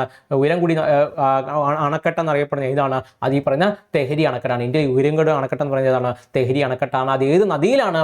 അത് ഭഗീരഥി നദിയിലാണ് എന്ത് ചെയ്യുന്നത്? സ്ഥിതി ചെയ്യുന്നത്. അല്ലെങ്കിൽ ഇന്ത്യയിലെ ഏറ്റവും ഉയരം കൂടി അണക്കെട്ട് എന്ന് പറയുന്നത് ഏതാണ്? അത് തെഹ്രി അണക്കെട്ടാണ്. അത് എവിടെ സ്ഥിതി ചെയ്യുന്നു? എവിടെ സ്ഥിതി ചെയ്യുന്നു? ഭഗീരഥി നദിയിൽ സ്ഥിതി ചെയ്യുന്നു. ഓക്കെ, ഭഗീരഥി നദിയിൽ സ്ഥിതി ചെയ്യുന്നു. ഓക്കെ ആണല്ലോ. അടുത്തതാണ് എന്ത്? ബ്രഹ്മപുത്ര. നമ്മൾ സിന്ധു പറഞ്ഞു, ഗംഗ പറഞ്ഞു, അടുത്താണെന്ത്? Brahmaputra. Okay, Brahmaputra river system. Okay, ഉത്ഭവം എവിടെയാണ്? പ്രധാനമായിട്ടും നമ്മൾ ചർച്ച ചെയ്യുമ്പോൾ കാണാൻ പറ്റുന്നത് പ്രധാനപ്പെട്ട ഉത്ഭവം എന്നൊക്കെ പറയുന്നത് എവിടെയാണ്? ഹിമാലയത്തിൽ തന്നെ ടിബറ്റ് ഭാഗങ്ങളിലാണ്. ഓക്കെ, ടിബറ്റ് ഭാഗങ്ങൾ. ഓക്കെ, ഇവിടെ എന്താണ് ഉത്ഭവം എന്ന് പറയുന്നതാണ്? ടിബറ്റിലെ കൈലാസ് പർവ്വതനിരകളിൽ ചെമ്യുങ്ദുങ് എന്ന് പറയുന്ന ഹിമാലയിൽ നിന്നാണ്. ഓക്കെ, ചെമ്യുങ്ദുങ് ഹിമാലയിൽ നിന്നും അതേപോലെ തന്നെ ടിബറ്റിലെ കൈലാസ് പർവ്വതനിരകളിൽ നിന്നാണ് എന്ത് ഉത്ഭവിക്കുന്നത്? ബ്രഹ്മപുത്ര ഉത്ഭവിക്കുന്നത്. ഓക്കെ, ടിബറ്റിലെ കൈലാസ് പർവ്വതനിരകളിൽ അതേപോലെ തന്നെ ചെമ്യുങ്ദുങ്. ഓക്കെ, ആ പേരുകളൊക്കെ ഇച്ചിരി പാടായിരിക്കും ഓർത്ത് വെക്കാൻ. ചെമ്യുങ്ദുങ്. ഓക്കെ, ഇതൊക്കെ ആ സ്ഥലങ്ങളിലൊക്കെ പറയുന്ന പേരാണ്. ഓക്കെ, ചെമ്യുങ്ദുങ് എന്ന് പറയുന്ന ഹിമാലയിൽ നിന്ന് നമ്മൾ നേരത്തെ ഹിമാലയ പറഞ്ഞ ഗംഗോത്രി നമുക്ക് എളുപ്പമായിരുന്നു ഗംഗയുടെ ഒക്കെ. ഓക്കെ, ഇപ്പോഴാണ് ചെമ്യുങ്ദുങ് ഹിമാലയയിൽ നിന്ന് എന്താണ് ഉത്ഭവിച്ച് നമ്മുടെ കൈലാസ് പർവ്വതനിരകളിലെ ചെമ്യുങ്ദുങ് ഹിമാലയയിൽ നിന്ന് എന്ത് ചെയ്യുന്നത്? ഉത്ഭവിക്കുന്ന നദിയാണെന്ന് പറയുന്നത് ബ്രഹ്മപുത്ര എന്ന് പറയുന്നത്. അപ്പോൾ ടിബറ്റിലെ നാമം എന്താണെന്ന് നമ്മൾ എന്ത് ചെയ്യുക? ഓർത്ത് വെക്കുക. അതാണ് ഉത്ഭവിക്കുന്ന ഇവിടെ നിന്നാണ് ടിബറ്റിൽ. അപ്പോൾ എന്ത് ചെയ്യും? ടിബറ്റുകാർ എന്ത് ചെയ്യും? അതിനൊരു പേര് വിളിക്കല്ലേ. അപ്പോൾ ടിബറ്റിലെ പേരെന്താണ്? സാങ്പോ എന്നാണ്. അതാണ് സാങ്പോ എന്നാണ്. ഓക്കെ, നമ്മൾ എന്ത് ചെയ്യുക? സൈലന്റ് ആയിട്ട് വായിക്കുക. എന്താണ്? സാങ്പോ. ഇതാണ് സാങ്പോ. അതായത് ഇന്ത്യയിലേക്ക് നോക്കിക്കഴിഞ്ഞാൽ ഇന്ത്യയിൽ അരുണാചൽ പ്രദേശ് ഉണ്ടല്ലോ. അരുണാചൽ പ്രദേശിൽ എന്ത് ചെയ്യും? സിയാങ് എന്ന പേരിലാണ് അറിയപ്പെടുന്നത്. ഓക്കെ, അരുണാചൽ പ്രദേശ് വഴിയാണ് എന്ത് ചെയ്ത് പറയുന്നത്? ഇത് നമ്മുടെ ഇന്ത്യയിലേക്ക് എത്തുന്നത്. ഓക്കെ, ആദ്യം തുടങ്ങി എവിടെയാണ്? നമ്മുടെ അരുണാചൽ പ്രദേശിലാണ്. ഓക്കെ, അങ്ങ് അറിയാലോ, അങ്ങ് അറ്റത്താണ് അരുണാചൽ പ്രദേശിലൂടെ എന്താണ് ഇത് നമ്മുടെ ഇന്ത്യയിലേക്ക് എത്തുന്നത്. ഓക്കെ, അപ്പോൾ ഇന്ത്യയിലേക്ക് ഏതാണ്? അരുണാചൽ പ്രദേശ് വഴി. അരുണാചൽ പ്രദേശിൽ എത്തുമ്പോൾ അതിനെ പേരിടുന്ന പേരെന്താണ്? സിയാങ് അല്ലെങ്കിൽ ദിഹാങ് എന്നറിയപ്പെടുന്നു. ഓക്കെ, സിയാങ് അല്ലെങ്കിൽ ദിഹാങ് എന്നറിയപ്പെടുന്ന നദിയാണെന്ന് പറയുന്നത് ബ്രഹ്മപുത്ര എന്ന് പറയുന്നത്. ഓക്കെ, എന്ന പേരിൽ എന്ത് ചെയ്യുന്നു? ഇന്ത്യയിലേക്ക് പ്രവേശിക്കുന്നു. അസാമിൽ എന്ത് ചെയ്യുന്നു? യഥാർത്ഥ പേര് നമ്മളെ വിളിക്കുന്ന പേര് തന്നെ ബ്രഹ്മപുത്ര എന്ന് എന്ത് ചെയ്യുന്നു? അറിയപ്പെടുന്നു. ഓക്കെ, അതുപോലെ തന്നെ ബംഗ്ലാദേശിൽ എന്ത് ചെയ്യുന്നു? നമുക്കറിയാലോ, ഇതിങ്ങനെ വന്നിട്ട് നമ്മുടെ എന്താ നോക്കിക്കഴിഞ്ഞ് കഴിഞ്ഞാൽ ഈ ടിബറ്റിൽ നിന്നോട് ഒഴുകി വന്ന് എന്ത് നമ്മുടെ അരുണാചൽ പ്രദേശ് എത്തിയിട്ട് പിന്നെ ഒരു കറക്കമുണ്ട്. ഓക്കെ, ഒറ്റ സ്ട്രെച്ചിൽ കൊണ്ട് വന്നതിന് ശേഷം പിന്നെ എന്ത് ചെയ്യും? ആസാമിലൂടെ എത്തി പിന്നെ എന്ത് ചെയ്യും? പിന്നെ കറങ്ങി എവിടെ ചെല്ലും? ബംഗ്ലാദേശിൽ ചെല്ലും. ഓക്കെ, ബംഗ്ലാദേശിൽ എന്ത് ചെയ്യും? ബംഗ്ലാദേശ് അറിയപ്പെടുന്നതാണ് ജമുന എന്ന പേരിൽ അറിയപ്പെടുന്ന ജമുന എന്ന് എന്ത് ചെയ്യുന്നത് അറിയപ്പെടുന്ന നദി ഏതാണ്? അത് നമ്മുടെ ബ്രഹ്മപുത്രയാണ്. പിന്നെ എന്ത് ചെയ്യുന്നു, നമ്മൾ നേരത്തെ തന്നെ പറഞ്ഞ ഒരു കാര്യമാണ് എന്ന് പറയുന്നത്, ഗംഗയുമായിട്ട് ചേർന്ന് ഇവിടുന്ന് മേഘ്ന എന്ന പേരിൽ എന്ത് ചെയ്യുന്നു, ബംഗാൾ ഉൾക്കടലിൽ ചെന്ന് ചേരുന്നു. ഓക്കെ, പ്രധാനപ്പെട്ട പോഷക നദികൾ ഏതൊക്കെയാണ് നോക്കിക്കഴിഞ്ഞാൽ എന്തൊക്കെയാണ് പ്രധാന പോഷക നദികൾ? സുബൻസിരി, മാനസ്, തീസ്ത, ലോഹിത്, അതേപോലെ തന്നെ ബരാക്ക്. ഓക്കെ, ഈ പറയുന്നത് എന്താണ് ഇതുവരെ പ്രധാനപ്പെട്ട പോഷക നദികൾ എന്ന് പറയുന്നത്. സുബിൻസി, മാനസ്, തിസ്ത, ലോഹിത്, ബരാക്ക് എന്നീ പറയുന്നവയാണ് എന്ന് പറയുന്നത് ഇതിന്റെ പ്രധാനപ്പെട്ട പോഷക നദികൾ പറഞ്ഞു. ഓക്കെ, എന്താണ് സുബിൻസി, മാനസ്, തീസ്ത, അതേപോലെ തന്നെ എന്താണ് ലോഹിത്, ബരാക്ക് എന്ന് പറയുന്നവയാണ് ഇവിടെ പ്രധാനപ്പെട്ട പോഷക നദികൾ എന്ന് പറയുന്നത്. അതിൽ നിന്ന് പ്രധാനപ്പെട്ട സവിശേഷത നോക്കി കഴിഞ്ഞാൽ ലോകത്തിലെ ഏറ്റവും വലിയ നദീജന്യ ദ്വീപായിട്ടുള്ള മജുലി, ഓക്കെ, ഇതെവിടെയാണ്? ആസാമിലാണ്. ഓക്കെ, കാണാൻ പറ്റുന്നുണ്ടല്ലേ, ഇന്ത്യയിലെ ഏറ്റവും വലിയ നദീജന ദ്വീപായിട്ടുള്ള മജുലി ആസാമിലാണ്. അത് എവിടെയാണ് സ്ഥിതി ചെയ്യുന്നത്? ഈ പറയുന്ന അവിടെ ബ്രഹ്മപുത്ര എന്ത് ചെയ്യുന്നു ഉണ്ടാകുന്ന ദ്വീപാണ് ഈ പറയുന്നത് എന്താണ് മജുലി എന്ന് പറയുന്നത്. ഓക്കെ, ഇതെവിടെയാണ് സ്ഥിതി ചെയ്യുന്നത്? ആസാമിലാണ് സ്ഥിതി ചെയ്യുന്നത്. ഓക്കെ, അതിൽ നംച ബർവയ്ക്ക് ചുറ്റും ഒരു സിൻഡാക്സിയൽ ബെൻഡ് എടുത്താണ് ഇന്ത്യയിലെ പ്രവേശിക്കുന്നത്. സിൻഡാക്സിയൽ ബെൻഡ് എന്ന് പറഞ്ഞു കഴിഞ്ഞാൽ മറ്റൊന്നുമില്ല, ഈ നംച ബർവയ്ക്ക് ചുറ്റും എന്ന് പറഞ്ഞാൽ ഇത് ഒരു മല നിരകളാണ് ഈ പറയുന്ന ബെൻവാക്ക് ചുറ്റും എന്ന് പറയുന്നത്. ബെൻവാക്ക് എന്ന് പറയുന്നത്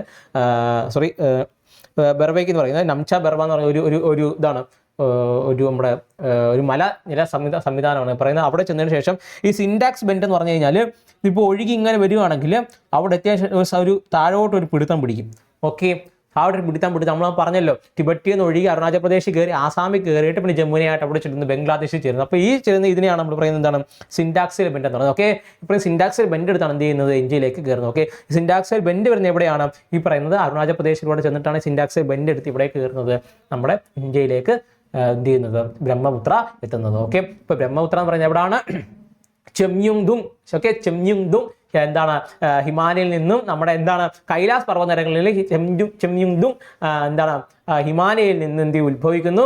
ഓക്കെ, സാങ്പോ എന്ന് ആര് വിളിക്കുന്നു? ടിബറ്റുകാർ വിളിക്കുന്നു. അത് അരുണാചൽ പ്രദേശിൽ എത്തുമ്പോൾ എന്ത് ചെയ്യും നമ്മൾ സിയാങ് എന്ന പേരിൽ എന്ത് ചെയ്യും നമ്മൾ വിളിക്കുന്നു. ആസാമിലെത്തുമ്പോൾ നമ്മൾ എന്ത് വിളിക്കുന്നു? അതിനെ ബ്രഹ്മപുത്ര എന്ന് വിളിക്കുന്നു. അതേപോലെ തന്നെ എന്ത് ചെയ്യുന്നു? ബംഗ്ലാദേശിലെത്തുമ്പോൾ നമ്മൾ അതിനെ ജമുന എന്ന് വിളിക്കുന്നു. ഗംഗയോട് ചേർന്ന് എന്ത് ചെയ്യും? മേഘ്ന എന്ന് വിളിക്കുന്നു. ഓക്കെ, പല പേരുണ്ട്, എല്ലാം കൂടെ കൺഫ്യൂഷൻ ആക്കരുത്. ഓക്കെ, മേഘ്ന എന്ന് വിളിച്ചു വരുന്ന എന്താണ് നദി എന്ന് പറയുന്നത് നദി ഓക്കെ, അതേപോലെ തന്നെ ഈ ബ്രഹ്മപുത്ര പ്രധാനപ്പെട്ട സവിശേഷത ഏതാണെന്ന് നോക്കിയാൽ എന്താണ് ഏറ്റവും വലിയ നദീജന്യ ദ്വീപായിട്ടുള്ള മജുലി. ഓക്കെ, അത് നോട്ട് ചെയ്തൊക്കെ ഏറ്റവും വലിയ നദീജന്യ ദ്വീപായിട്ടുള്ള മജുലി അത് എവിടെയാണ് സ്ഥിതി ചെയ്യുന്നത്? ആസാമിലാണ് സ്ഥിതി ചെയ്യുന്നത്. അത് നിർമ്മിച്ചത് ആരാണ്? ഈ പറയുന്ന ബ്രഹ്മപുത്ര അതിന് ചുറ്റും ഒഴുകിയാണ് എന്ത് ചെയ്യുന്നത് നദീജന്യ ദ്വീപായിട്ട് മാറിയത്. ഓക്കെ ആണല്ലോ. അടുത്തതാണ് നമ്മൾ പറഞ്ഞു രണ്ട് രീതിയിൽ തരംതിരിക്കാം, ഒന്ന് ഹിമാലയനും പിന്നെ മറ്റൊന്നാണ് ഉപദ്വീപീയ നദികൾ. ഓക്കെ, പെനിൻസുലാർ റിവർ അല്ലെങ്കിൽ ഉപദ്വീപീയ നദികൾ എന്ന് തിരിക്കാൻ നമ്മൾ എന്താണ് ഹിമാലയ നദികളൊക്കെ വിട്ടു. ഓക്കെ, ഹിമാലയത്തെ നദികളെല്ലാം നദി വന്ന് ഒഴുകി സിന്ധു ഇവിടെ പോയി അറബിക്കടലിൽ പോയി നമ്മുടെ ഗംഗയും ബ്രഹ്മപുത്രയും കൊണ്ട് എന്ത് ചെയ്തു? മേഘ്ന എന്നുള്ള ഒറ്റ പേര് എന്ത് ചെയ്തു കൂടി ചേർന്ന് അവിടെ പോയി ബംഗാൾ ഉൾക്കടലിൽ എന്ത് ചെയ്തു പോയി ചേർന്നു. അപ്പോൾ അതിന് കൂടി ചേർന്ന് പഠിക്കേണ്ട ഒരു കാര്യമാണ് ഇവരൊക്കെ ഉണ്ടാക്കുന്ന എന്താണ് ഏറ്റവും വലിയ ഡെൽറ്റകളെ കുറിച്ച് പഠിക്കേണ്ട ഒന്നാണ്. ഇന്ത്യയിലെ ഏറ്റവും വലിയ ഡെൽറ്റ എന്ന് പറയുന്നത് ഏതാണ്? ഈ പറയുന്ന സുന്ദർബൻ ഡെൽറ്റയാണ്. ഓക്കെ, ഇതാണ് സുന്ദർബൻ ഡെൽറ്റയാണ്. അതിനെക്കുറിച്ച് നമുക്ക് പിന്നെ പറയുന്നത് ഓർത്തിരിക്കുക. സുന്ദർബൻ ഡെൽറ്റ പറഞ്ഞത് ഓർത്താണ്. സുന്ദർബൻ ഡെൽറ്റ ഇന്ത്യയിലെ പിന്നെ ഏറ്റവും അറിയപ്പെടുന്ന ഏറ്റവും വലിയ ഡെൽറ്റ എന്ന് പറയുന്നതാണ് സുന്ദർബൻ ഡെൽറ്റയാണ്. എവിടെയാണത്? ഇത് വെസ്റ്റ് ബംഗാളിലാണ്. ഓക്കെ, വെസ്റ്റ് ബംഗാളിലാണ് എന്ത് സ്ഥിതി ചെയ്യുന്നത്? നമുക്ക് സുന്ദർബൻ ഡെൽറ്റ പറഞ്ഞു വന്നപ്പോൾ എന്ത് ചെയ്യുന്നു പറയണമെന്ന് തോന്നി, അതുകൊണ്ട് പറഞ്ഞാണ്. ഇന്ത്യയാണ് സുന്ദർബൻ ഡെൽറ്റ എന്ന് പറയുന്നത് എന്താണ് സ്ഥിതി ചെയ്യുന്നത് എവിടെയാണ്? വെസ്റ്റ് ബംഗാളിലാണ്. ഓക്കെ ആണല്ലോ. അടുത്ത ഉപദ്വീപീയ നദികൾ. ഉപദ്വീപീയ നദികളെ കുറിച്ച് നോക്കുകയാണ്. ഉപദ്വീപ പീഠഭൂമികളിൽ നിന്ന് പശ്ചിമഘട്ടത്തിൽ നിന്നുമാണ് എന്ന് പറയുന്നത് ഉപദ്വീപ നദികൾ ഉത്ഭവിക്കുന്നത്. ഓക്കെ, അപ്പോൾ സാധാരണയായിട്ട് മൺസൂറിനെ ആശ്രയിച്ച് ഒഴുകുന്ന നദികളാണെന്ന് പറയുന്നത് ഈ പറയുന്ന ഉപദ്വീപീയ നദികൾ എന്ന് പറയുന്നത്. വേനൽക്കാലത്ത് എന്ത് ചെയ്യുന്നു വറ്റി വരലാൻ സാധ്യതയുള്ള നദികളാണ് ഈ പറയുന്ന ഉപദ്വീപീയ നദികളെന്ന് പറയുന്നത്. ഓക്കെ, അത് ഓർത്ത് വെക്കാൻ നമ്മുടെ എന്ത് ചെയ്യുക? ബ്രഹ്മപുത്രയൊക്കെ വെച്ചാൽ ബ്രഹ്മപുത്രയല്ല നമ്മുടെ എന്ത് ഭാരതപ്പുഴ, ബ്രഹ്മപുത്രയല്ല ഭാരതപ്പുഴ എന്ത് ചെയ്യുക ഓർത്ത് വെക്കുക. അറിയാലോ ഭാരതപ്പുഴ എന്ത് ചെയ്യും? നല്ലൊരു വേനലൊക്കെ വന്ന് എന്ത് ചെയ്യും? വറ്റി വരണ്ടു പോകും. ഓക്കെ, അപ്പോൾ അത് ഓർത്ത് വെക്കുക. ഓക്കെ, അപ്പോൾ ഉപദ്വീപീയ നദികളുടെ പ്രത്യേകത പറഞ്ഞത് വേനൽ വന്ന് എന്ത് ചെയ്യും? അത് വറ്റി വരണ്ട് പോകും എന്നുള്ളതാണ്. ഓക്കെ, പൊതു സവിശേഷതകൾ നോക്കി കഴിഞ്ഞാൽ ഉപദ്വീപീയ പീഠഭൂമികളിലും കുന്നുകളിൽ നിന്നും ഉത്ഭവിക്കുന്നതാണെന്ന് പറയുന്നത് ഈ നദികളെന്ന് പറയുന്നു. ഒഴുക്ക് നോക്കുകയാണെങ്കിൽ പാറകളുടെ തടസ്സങ്ങളിലൂടെ താരതമ്യേന സ്ഥിരമായ താഴ്വാരങ്ങളിലൂടെ എന്ത് ചെയ്യുന്നു ഒഴുകിപ്പോകുന്നു ഡെൽറ്റ അല്ലെങ്കിൽ അഴിമുഖങ്ങൾ ഉണ്ടാകുന്നു. ഓക്കെ, ഡെൽറ്റ അല്ലെങ്കിൽ എന്ത് ചെയ്യുന്നു അഴിമുഖങ്ങൾ ഉണ്ടാകുന്നു. ഓക്കെ, കിഴക്കോട്ട് ഒഴുകുന്നവ ഡെൽറ്റകളും പടിഞ്ഞാറോട്ട് ഒഴുകുന്നവ എന്ത് ചെയ്യുന്നു അഴിമുഖങ്ങളും എന്താണ് ഉണ്ടാകുന്നത്. ഓക്കെ, കിഴക്കോട്ട് ഒഴുകുന്നവ എന്ത് ചെയ്യും? ഡെൽറ്റകൾ എന്ത് ചെയ്യും? ഫോം ചെയ്യും. കിഴക്കോട്ട് ഒഴുകുന്നത് എന്ത് ചെയ്യും? ഡെൽറ്റ. കിഴക്കോട്ടെന്ന് ഉദ്ദേശിക്കുന്നത് ബേ ഓഫ് ബംഗാൾ അല്ലെങ്കിൽ ബംഗാൾ ഉൾക്കടലിലോട്ട് ഒഴുകുന്ന നദികൾ എന്ത് ചെയ്യും? ഡെൽറ്റകൾ ഫോം ചെയ്യുകയും അതേസമയം അറബിക്കടലിലേക്ക് ഒഴുകുന്നവർ എന്ത് ചെയ്യും? അഴിമുഖങ്ങൾ ഫോം ചെയ്യുകയും ചെയ്യും. ഓക്കെ, അതായത് ഉദ്ദേശിക്കുന്നത് വെച്ച് കഴിഞ്ഞാൽ ഡെൽറ്റകൾ എന്നൊക്കെ പറഞ്ഞു കഴിഞ്ഞാൽ ആദ്യമേ അതിലേക്ക് ഒഴുകി ചെന്ന് ചെറിയ ചെറിയ ബ്രാഞ്ചുകളൊക്കെ ഇട്ട് മാറി കുറേ സ്ഥലങ്ങളിലൂടെയൊക്കെ എന്ത് ഒഴുകി ചെറിയ ചെറിയ ഡെൽറ്റകളായിട്ട് ഫോം ചെയ്തിട്ടൊക്കെ എന്ത് ഇവർ ഈ കടലിലോട്ട് ചെന്ന് ചേരത്തുള്ളൂ.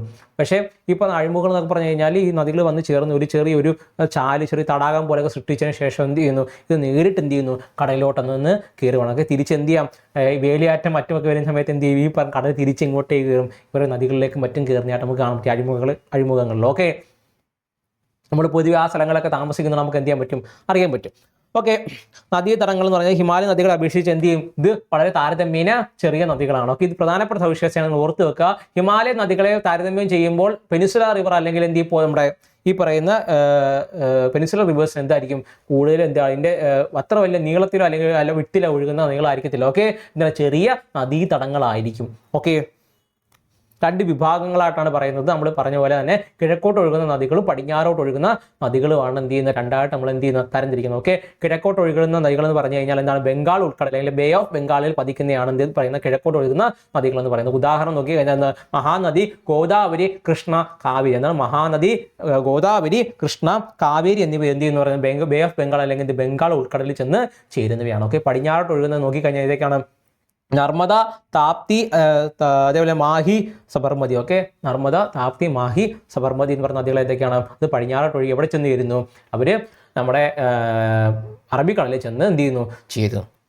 ഓക്കെ, അടുത്ത പ്രധാനപ്പെട്ട ഉപദ്വീപീയ നദികൾ ഏതൊക്കെയാണ് നോക്കുന്നതിന് ആദ്യം പറഞ്ഞതാണ് മഹാനദിയാണ്. ഓക്കെ, അതാണ് മഹാനദിയാണ്. മഹാനദി എന്ന് പറയുന്നത് എവിടെയാണ് ഉത്ഭവം എന്ന് പറയുന്നത്, ഛത്തീസ്ഗഡ്. ഓക്കെ, ഛത്തീസ്ഗഡിലെ സിഹാവ കുന്നുകളിൽ നിന്നാണ് എന്ത് ഉത്ഭവിക്കുന്നത് പറയുന്നത്, ഈ പറഞ്ഞ മഹാനദി. ഓക്കെ, മഹാനദി ഉത്ഭവിക്കുന്നത് എവിടെയാണ്, ഛത്തീസ്ഗഡിലെ എന്താണ് സിഹാവ. ഓക്കെ, ഛത്തീസ്ഗഡിലെ എന്ത് ചെയ്യുന്നു, സിഹാവ കുന്നുകളിൽ നിന്ന് ഉത്ഭവിക്കുന്ന നദി എന്ന് പറയുന്നത് ഏതാണ്, അത് ഈ പറയുന്ന മഹാനദിയാണ്. ഓക്കെ, ഒഴുക്ക് നോക്കിക്കഴിഞ്ഞാൽ കാണാൻ പറ്റും എന്താണ്, ഛത്തീസ്ഗഡ്, ഒഡീഷ എന്നീ സംസ്ഥാനങ്ങളിലൂടെ ഒഴുകുന്ന നദി എന്ന് പറയുന്നത് ഏതാണ്, അത് മഹാനദിയാണ്. ഓക്കെ, ഛത്തീസ്ഗഡ്, ഒഡീഷ എന്നീ സ്ഥലങ്ങളിലൂടെ ഒഴുകുന്ന, അതായത് സ്റ്റേറ്റുകളിലൂടെ ഒഴുകുന്ന നദി എന്ന് പറയുന്നത് ഏതാണ്, അത് മഹാനദിയാണ്. ഓക്കെ, ഉത്ഭവിക്കുന്ന ഛത്തീസ്ഗഡിലാണ്. ഓക്കെ, അത് തന്നെ പതനം, അതിൽ എവിടെ ചെന്ന് പതിക്കുന്നു, ഒഡീഷയിൽ നിന്ന് ഒഴുകി എവിടെ ചെന്ന്, ഒഡീഷ എന്ന് പറഞ്ഞാൽ എവിടെ, ഏത് തീരത്താണ്, നമ്മുടെ ബേ ഓഫ് ബംഗാൾ അല്ലെങ്കിൽ ബംഗാൾ ഉൾക്കടലിലാണ്. ഓക്കെ, ഇപ്പോൾ എവിടെ ആയിരിക്കും ചെന്ന് പതിക്കുന്നത്, ബംഗാൾ ഉൾക്കടലിലായിരിക്കും എന്ത് ചെയ്യുന്നത്, ചെന്ന് പതിക്കുന്നത്. പ്രധാനപ്പെട്ട അണക്കെട്ട് നോക്കി കഴിഞ്ഞാൽ കാണാൻ പറ്റും, ലോകത്തിലെ ഏറ്റവും നീളം കൂടിയ അണക്കെട്ടായ ഹിരാക്കുഡ്. ഓക്കെ, ഇപ്പോൾ PSC ഒക്കെ പഠിക്കുന്നവർ എന്തായാലും തീർച്ചയായും പഠിച്ചു വെക്കുന്ന ഒരു അണക്കെട്ടാണ്. ഓക്കെ, ഹിരാക്കുഡ് അണക്കെട്ട് ഏത് നദിയിലാണ് സ്ഥിതി ചെയ്യുന്നത്, എവിടെയാണ് അത്, എവിടെയാണ് സ്ഥിതി ചെയ്യുന്നത്, ഈ പറയുന്ന നമ്മുടെ മഹാനദിയിലാണ് എന്ത് ചെയ്യുന്ന പറയുക, ഹിരാക്കുഡ് ഡാം സ്ഥിതി ചെയ്യുന്നത്. ഓക്കെ, ഹിരാക്കുഡ് ഡാം എന്ന് പറയുന്നത് ഏതാണ്, ലോകത്തിലെ തന്നെ ഏറ്റവും നീളം കൂടിയ അണക്കെട്ടാണ്. ഓക്കെ, നമ്മുടെ ഏറ്റവും കൂടുതൽ നീളം കൂടിയ അണക്കെട്ട് എന്ന് പറയുന്നത് ഏതാണ്, ഈ പറയുന്ന ഹിരാക്കുഡാണ്. ഓക്കെ, ഇപ്പോൾ ഇന്ത്യയിലെ തന്നെ അല്ലെങ്കിൽ ഇന്ത്യയിലെ ലോകത്തിലെ തന്നെ ഇന്ത്യയിൽ ഏറ്റവും നീളം കൂടിയ അണക്കെട്ട് എന്ന് പറയുന്നത് എന്താണ്, ഈ പറയുന്ന ഹിരാക്കുഡാണ്. ഓക്കെ, ഏറ്റവും കൂടുതൽ നീളം കൂടി എന്ന് പറഞ്ഞു കഴിഞ്ഞാൽ അത് തന്നെയാണോ എന്നല്ല, അപ്പോൾ ഇന്ത്യ കണക്ക് നോക്കുകയാണ് എന്താണ് ഏറ്റവും നീളം കൂടിയ അണക്കെട്ട് എന്ന് പറയുന്നത് ഏതാണ്, അത് ഈ പറയുന്ന ഹിരാക്കുഡ് അണക്കെട്ടാണ്. അതാണ് ഹിരാക്കുഡ് അണക്കെട്ടാണ്. ഓക്കെ, ഏറ്റവും ഹയസ്റ്റ് ഡാം എന്ന് പറയുന്നതാണ് അത് തെഹരിയാണ്. ഓക്കെ, അത് നേരത്തെ പറഞ്ഞ തെഹരി ഡാമാണ്. ഇത് പറയുന്നതാണ് ഹിരാക്കുഡ് ഡാമാണ്. ഓക്കെ ആണല്ലോ, മഹാനദിയാണ് ഈ കാണപ്പെടുന്ന ഏതാണ്, മഹാനദിയാണ്. ഓക്കെ, ഈ കാണപ്പെടുന്ന മഹാനദിയാണ്. അത് മറ്റേ നിങ്ങൾ ഹിമാലയൻ നദികളെ വെച്ച് കമ്പയർ ചെയ്യില്ല, ഞാൻ നേരത്തെ പറഞ്ഞിരുന്നു. ഓക്കെ, ഇവക്കൊക്കെ ഇത്രയൊക്കെ ഉള്ളൂ. ഓക്കെ, ഇവർക്ക് നല്ല മൺസൂണൊക്കെ വരുമ്പോഴാണ് അത്യാവശ്യം നല്ല ഊർജ്ജത്തോടൊക്കെ ഒഴുകുന്നത്.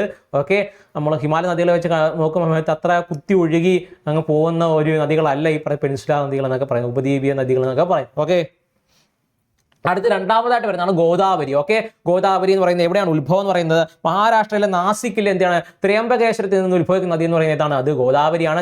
നീളം എന്ന് പറയുന്നത് എന്താണ്, ഉപദ്വീപ നദികളിൽ ഏറ്റവും നീളം കൂടിയത് ഏതാണ്, അത് ഗോദാവരിക്കാണ്. ഓക്കെ, ഉപദ്വീപ നദികൾ നീളം കൂടിയ നദി എന്ന് പറയുന്നത് ഏതാണ്, അത് ഗോദാവരിക്കാണ്. ഓക്കെ, നീളം എത്ര ഉണ്ട്, 1465 കിലോമീറ്റർ ആണ് ഇതിന്റെ നീളം എന്ന് പറയുന്നത്, ഈ പറയുന്ന ഗോദാവരിയുടെ നീളം എന്ന് പറയുന്നത്. ഓക്കെ, വിളിപ്പേരുകൾ എന്ന് പറഞ്ഞാൽ ദക്ഷിണ ഗംഗ അല്ലെങ്കിൽ വൃന്ദഗംഗ എന്നറിയപ്പെടുന്ന നദികൾ ഏതാണ്, ഈ പറയുന്ന ഗോദാവരിയാണ്. ഓക്കെ, ദക്ഷിണ ഗംഗ എന്ന് വൃന്ദഗംഗ എന്നറിയപ്പെടുന്ന നദി ഏതാണ്, ഈ പറയുന്ന ഗോദാവരിയാണ്. ഓക്കെ, ഈ ഏതൊക്കെ സംസ്ഥാനങ്ങളിലൂടെ ഒഴുകുന്നു നോക്കിക്കഴിഞ്ഞാൽ മഹാരാഷ്ട്ര, തെലുങ്കാന, ആന്ധ്രാപ്രദേശ് എന്നീ സംസ്ഥാനങ്ങളിൽ ഒഴുകുന്ന നദി എന്ന് പറഞ്ഞാൽ ഏതാണ്, അത് ഈ പറയുന്ന ഗോദാവരിയാണ്. ഓക്കെ, മഹാരാഷ്ട്ര, തെലുങ്കാന, ആന്ധ്രാപ്രദേശ് എന്നീ സ്ഥലങ്ങളിലൂടെ ഒഴുകുന്ന നദി എന്ന് പറഞ്ഞാൽ ഏതാണ്, അത് ഈ പറയുന്ന നമ്മുടെ ഗോദാവരിയാണ്. അതേപോലെ പതനം എവിടെ ചെന്ന് പതിക്കുന്നു, അത് ബംഗാൾ ഉൾക്കടലിൽ ചെന്ന് പതിക്കുന്നു. ഓക്കെ, പ്രധാനപ്പെട്ട പോഷക നദികളെ കുറിച്ച് നോക്കുകയാണെങ്കിൽ കാണാൻ പറ്റും, പൂർണ്ണ, പെൻഗംഗ, പൈൻഗംഗ, ഇന്ദ്രാവതി എന്ന് പറയുന്ന ഇവിടെ പോഷക നദികളാണ്. പൂർണ്ണ, പെൻഗംഗ, ഇന്ദ്രാവതി എന്നറിയപ്പെടുന്നതാണ് ഇതിന്റെ പ്രധാനപ്പെട്ട പോഷക നദികൾ എന്ന് പറയുന്നത്, ഇതിന്റെ ഗോദാവരിയുടെ പോഷക നദികൾ എന്ന് പറയുന്നത്. ഓക്കെ ആണല്ലോ.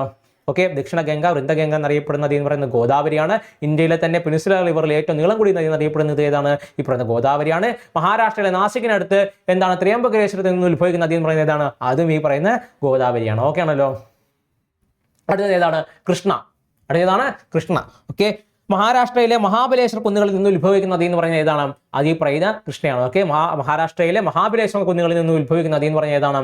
അത് ഈ പറയുന്ന കൃഷ്ണയാണ്. അതേപോലെ നീളം എന്ന് പറയുന്ന ഉപദ്വീപ നദികളിൽ നീളത്തിൽ രണ്ടാമത് എത്തുന്ന ഏതാണ്? ഈ പറയുന്ന കൃഷ്ണയാണ്. ഓക്കെ, ഉപദ്വീപ നദികൾ ഒന്നാമത് എത്തുന്ന ഏതാണ്? നമ്മുടെ ഗോദാവരിയാണ്. കാണപ്പെടുന്നുണ്ടല്ലോ, ഗോദാവരി എന്ന് പറയുന്നത് ഒന്നാമത് എത്തുന്ന നദിയാണ്. ഓക്കെ, നീളത്തിൽ ഏറ്റവും കൂടുതൽ ഒന്നാമത് നിൽക്കുന്ന പെനിൻസുല നദി എന്ന് പറയുന്നത് ഏതാണ്? ഗോദാവരിയും. രണ്ടാമത് എത്തുന്ന നദി എന്ന് പറയുന്നത് ഏതാണ്? കൃഷ്ണയുമാണ്. ഓക്കെ, ഉപദ്വീപ നദികളിൽ നീളത്തിൽ രണ്ടാമത് എത്തുന്ന നദി എന്ന് പറയുന്നത് ഏതാണ്? കൃഷ്ണയാണ്. ഏകദേശം നീളം എന്ന് പറയുന്നത് 1400 കിലോമീറ്റർ ആണ്. ഒഴുക്ക് നോക്കുകയാണെങ്കിൽ മഹാരാഷ്ട്ര, കർണാടക, തെലങ്കാന, ആന്ധ്രാപ്രദേശ് എന്നീ സ്ഥലങ്ങളോട് ഒഴുകുന്ന നദി എന്ന് പറയുന്നത് ഏതാണ്? കൃഷ്ണയാണ്. ഓക്കെ, മഹാരാഷ്ട്ര, കർണാടക, തെലങ്കാന, ആന്ധ്ര എന്നീ പ്രദേശങ്ങളിലൂടെ ഒഴുകുന്ന നദി എന്ന് പറയുന്നത് ഏതാണ്? ഈ പറയുന്ന കൃഷ്ണയാണ്. പൊതുവായിട്ട് നമുക്ക് എന്ത് ചെയ്യാൻ ഊഹിച്ചെടുക്കാൻ പറ്റുന്നതാണ് എവിടെ ചെന്ന് പതിക്കുന്നത്? ബംഗാൾ ഉൾക്കടലിൽ ചെന്ന് പതിക്കുന്നത്. ഒക്കെ, പ്രധാനപ്പെട്ട പോഷക നദികൾ നോക്കിക്കഴിഞ്ഞാൽ വലതുകരയിലെ ഏറ്റവും വലിയ പോഷക നദി എന്ന് പറയുന്നതാണ് തുംഗഭദ്ര. ഓക്കെ, തുംഗഭദ്ര എന്ന് പറയുന്നത് കേട്ടിട്ടുണ്ടെങ്കിൽ തുംഗഭദ്ര ഇല്ലേ? തുംഗഭദ്ര നമ്മൾ വലതുകരയിലെ ഏറ്റവും വലിയ പോഷക നദി എന്ന് പറയുന്നതാണ് തുംഗഭദ്രയാണ്. ഓക്കെ, തുംഗഭദ്ര എന്ന് പറയുന്നതാണ് വലതുകരയിലെ ഏറ്റവും വലിയ പോഷക നദി എന്ന് പറയുന്നത് തുംഗഭദ്ര. ഭീമ. ഓക്കെ, ഭീമ, അതുപോലെ എന്താ കൊയ്ന, മൂസി എന്നീ പറയുന്ന നദികൾ ഒഴുകുന്ന എവിടെ കൂടാണ്? ഇതിന്റെ പോഷക നദികളാണ്. ഓക്കെ, കൃഷ്ണയുടെ പോഷക നദികൾ പറയുന്നത് ഏതൊക്കെയാണ്? മൂസി, അതിന്റെ കൊയ്ന, ഭീമ, തുംഗഭദ്ര എന്ന് പറയുന്നത് എന്തിന്റെയൊക്കെ പോഷക നദികളാണ്? കൃഷ്ണയുടെ പോഷക നദിയാണ്. ഓക്കെ, ഈ മൂസയെ കുറിച്ച് പറയുകയാണെങ്കിൽ പണ്ട് ഹൈദരാബാദിന്റെ ദുഃഖം എന്നറിയപ്പെട്ട നദി ഏതാണ്? ഈ പറയുന്ന മൂസിയാണ്. ഓക്കെ, ഹൈദരാബാദിന്റെ പണ്ട് ദുഃഖം എന്നറിയപ്പെട്ട നദി ഏതാണ്? ഈ പറയുന്ന മൂസിയായിരുന്നു. ഓക്കെ, പിൽക്കാലത്ത് എന്ത് ചെയ്തു? പിന്നെ ഡാമുകളൊക്കെ കെട്ടി എന്ത് ചെയ്തു? ഇപ്പം ആ പ്രശ്നമൊന്നുമില്ല. ഓക്കെ ആണല്ലോ. ഈ പ്രധാനപ്പെട്ട അണക്കെട്ടുകൾ നോക്കുകയാണെങ്കിൽ Nagarjuna Sagar dam. Okay, Nagarjuna Sagar dam, Srisailam ഡാമുകളൊക്കെ സ്ഥിതി ചെയ്യുന്ന എവിടെയാണ്? ഈ പറയുന്ന കൃഷ്ണ നദിയിലാണ്. ഓക്കെ, നാഗാർജുന സാഗർ ഡാം, അതുപോലെ എന്ത് ചെയ്യുക, ശ്രീശൈലം എന്ന് പറയുന്ന ഡാമുകൾ സ്ഥിതി ചെയ്യുന്ന എവിടെയാണ്? ഈ പറയുന്ന കൃഷ്ണ നദിയിലാണ്. ഓക്കെ, അതിന്റെ കൂട്ടത്തിൽ തന്നെ നിങ്ങൾ എന്ത് ഓർത്ത് വെക്കുക, ഒരു ചെറിയ രീതി ഓർത്ത് വെച്ചാൽ മതി. കർണാടക, തെലങ്കാന, ആന്ധ്രാപ്രദേശ് സംസ്ഥാനങ്ങളിൽ നമ്മൾ എന്ത് ചെയ്യും? ഈ ഇതിന്റെ വെള്ളത്തെ ചൊല്ലി എന്ത് ചെയ്യുന്നു? തർക്കങ്ങളൊക്കെ ഉണ്ട്. ഓക്കെ, പ്രധാനമായിട്ട് ഇവരൊക്കെ ഇത് കൃഷിയും മറ്റു ജലസേചനത്തിനും മറ്റും എന്ത് ചെയ്യുക, ഡാമുകളൊക്കെ കെട്ടിയിട്ടുണ്ടെങ്കിൽ അത് വരുമ്പോൾ എന്ത് ചെയ്യും? ചെറിയ ചെറിയ എന്ത് ചെയ്യും? തർക്കങ്ങളൊക്കെ നിലനിൽക്കുന്നതാണ് ഈ പറയുന്ന കൃഷ്ണാനദിയുടെ ജലത്തെ ചൊല്ലിയൊക്കെ. ഓക്കെ, അപ്പോൾ കൃഷ്ണാനദി എന്ന് പറയുന്നപ്പോഴാണ് മഹാരാഷ്ട്ര മഹാബലേശ്വർ കുന്നുകളിൽ നിന്ന് ഉത്ഭവിക്കുന്ന നദി എന്ന് പറയുന്നത് ഏതാണ്? കൃഷ്ണയാണ്. അതേപോലെ തന്നെ ഉപദ്വീപ നദികളിൽ നീളത്തിൽ രണ്ടാമതുള്ള നദി എന്ന് പറയുന്നത് ഏതാണ്? കൃഷ്ണയാണ്. അതിന്റെ നീളം എന്ന് പറഞ്ഞാൽ എന്താണ്? 1400 കിലോമീറ്റർ ആണ്. ഓക്കെ, ഒഴുകുന്നത് എപ്പോഴാണ്? നമ്മുടെ മഹാരാഷ്ട്ര, കർണാടക, അതേപോലെ തന്നെ ആന്ധ്ര, തെലങ്കാന സ്ഥലങ്ങളിലൂടെ ഒഴുകുന്നതാണ് പറയുന്നത് കൃഷ്ണ എന്ന് പറയുന്നത്. അതേപോലെ ഏറ്റവും വലിയ പോഷക നദി, കൃഷ്ണയുടെ ഏറ്റവും വലിയ പോഷക നദി തുംഗഭദ്രയാണ്. അതുപോലെ തന്നെ മൂസി, കൊയ്ന, ഭീമ എന്നിവ എന്ത് ചെയ്യണം? ഇവിടെ പോഷക നദികളാണ്. ഓക്കെ, പ്രധാനപ്പെട്ട അണക്കെട്ട് നോക്കി കഴിഞ്ഞാൽ നാഗാർജുന സാഗർ ഡാം, അതിന് ഏറ്റവും കൂടുതൽ അറിയാം അല്ലേ? യാത്ര ചെയ്തവരാണെങ്കിൽ അറിയാൻ പറ്റും. നാഗാർജുന സാഗർ ഡാം, ശ്രീശൈലം എന്താണ് പ്രധാനപ്പെട്ട ഡാമുകളാണോ? ഓക്കെ ആണല്ലോ. അടുത്തത് കാവേരി. കാവേരിയെ കുറിച്ച് പറയുകയാണെങ്കിൽ എന്ത് ചെയ്യുക? തമിഴ് സംഘകാലഘട്ടത്തിൽ എന്ത് ചെയ്യുക? പൊന്നി നദി എന്നറിയപ്പെടുന്ന നദി എന്ന് പറയുന്നത് ഏതാണ്? ഈ പറയുന്നത് കാവേരിയാണ്. അതാണ് പൊന്നി നദി. അപ്പോൾ നിങ്ങൾ എന്ത് പൊന്നിയൻ സെൽവൻ സിനിമയ്ക്ക് അത് കണ്ടിട്ടില്ലേ? അത് പറയുന്നത് പൊന്നി നദി എന്ന് പറഞ്ഞിട്ട് പാട്ടൊക്കെ ഇല്ല. അതിന് പാട്ടിനകത്ത് പൊന്നി നദി എന്നറിയപ്പെടുന്ന ഏത് നദിയാണ്? ഈ പറയുന്ന കാവേരിയാണ്. എന്താണ് ഇവിടെ ഇവർ ഉത്ഭവിക്കുന്നത് എവിടെയാണെന്ന് ചോദിച്ചാൽ എന്താണ്? കർണാടകയിലെ കൂർഗിലാണ്. ഓക്കെ, കർണാടകയിലെ കൂർഗിലാണ്. കർണാടകയിലെ കൂർഗിൽ നിന്ന് ഉത്ഭവിക്കുന്ന നദി എന്ന് പറയുന്നത് ഏതാണ്? ഈ പറയുന്നത് കാവേരിയാണ്. വിളിപ്പേര് എന്താണെന്ന് വെച്ചാൽ തെക്കേ ഇന്ത്യയുടെ പൂന്തോട്ടം എന്നറിയാം, അല്ലെങ്കിൽ ദക്ഷിണ ഇന്ത്യയുടെ ജീവനാടി എന്നറിയപ്പെടുന്നത് ഏതാണ്? ഈ പറയുന്ന കാവേരിയാണ്.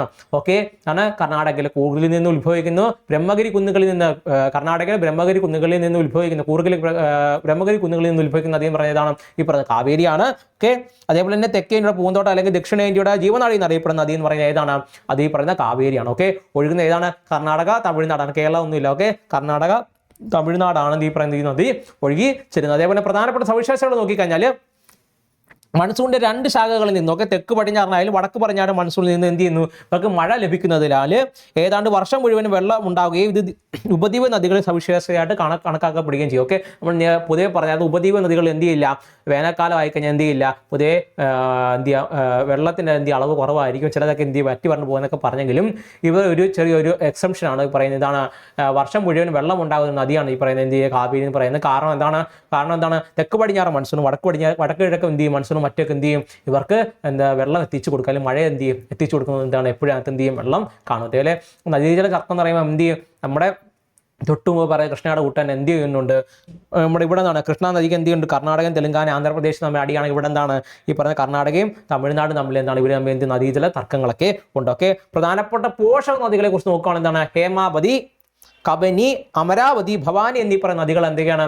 ഇവിടെ പോഷക നദികളാണ്. ഓക്കെ, എന്താണ്? ഹേമാവതി, കബനി, അമരാവതി, ഭവാനി എന്നീ പറയുന്ന നദികൾ ഇവിടെ എന്താണ്? പോഷക നദികളാണ്. ഓർത്ത് വെക്കുന്നത് ഹേമാവതി, കബനി, അമരാവതി, ഭവാനി എന്ന് പറയുന്ന നദികൾ എന്താണ്? ഇവയുടെ പോഷക നദികളാണ്. ഓക്കെ ആണല്ലോ?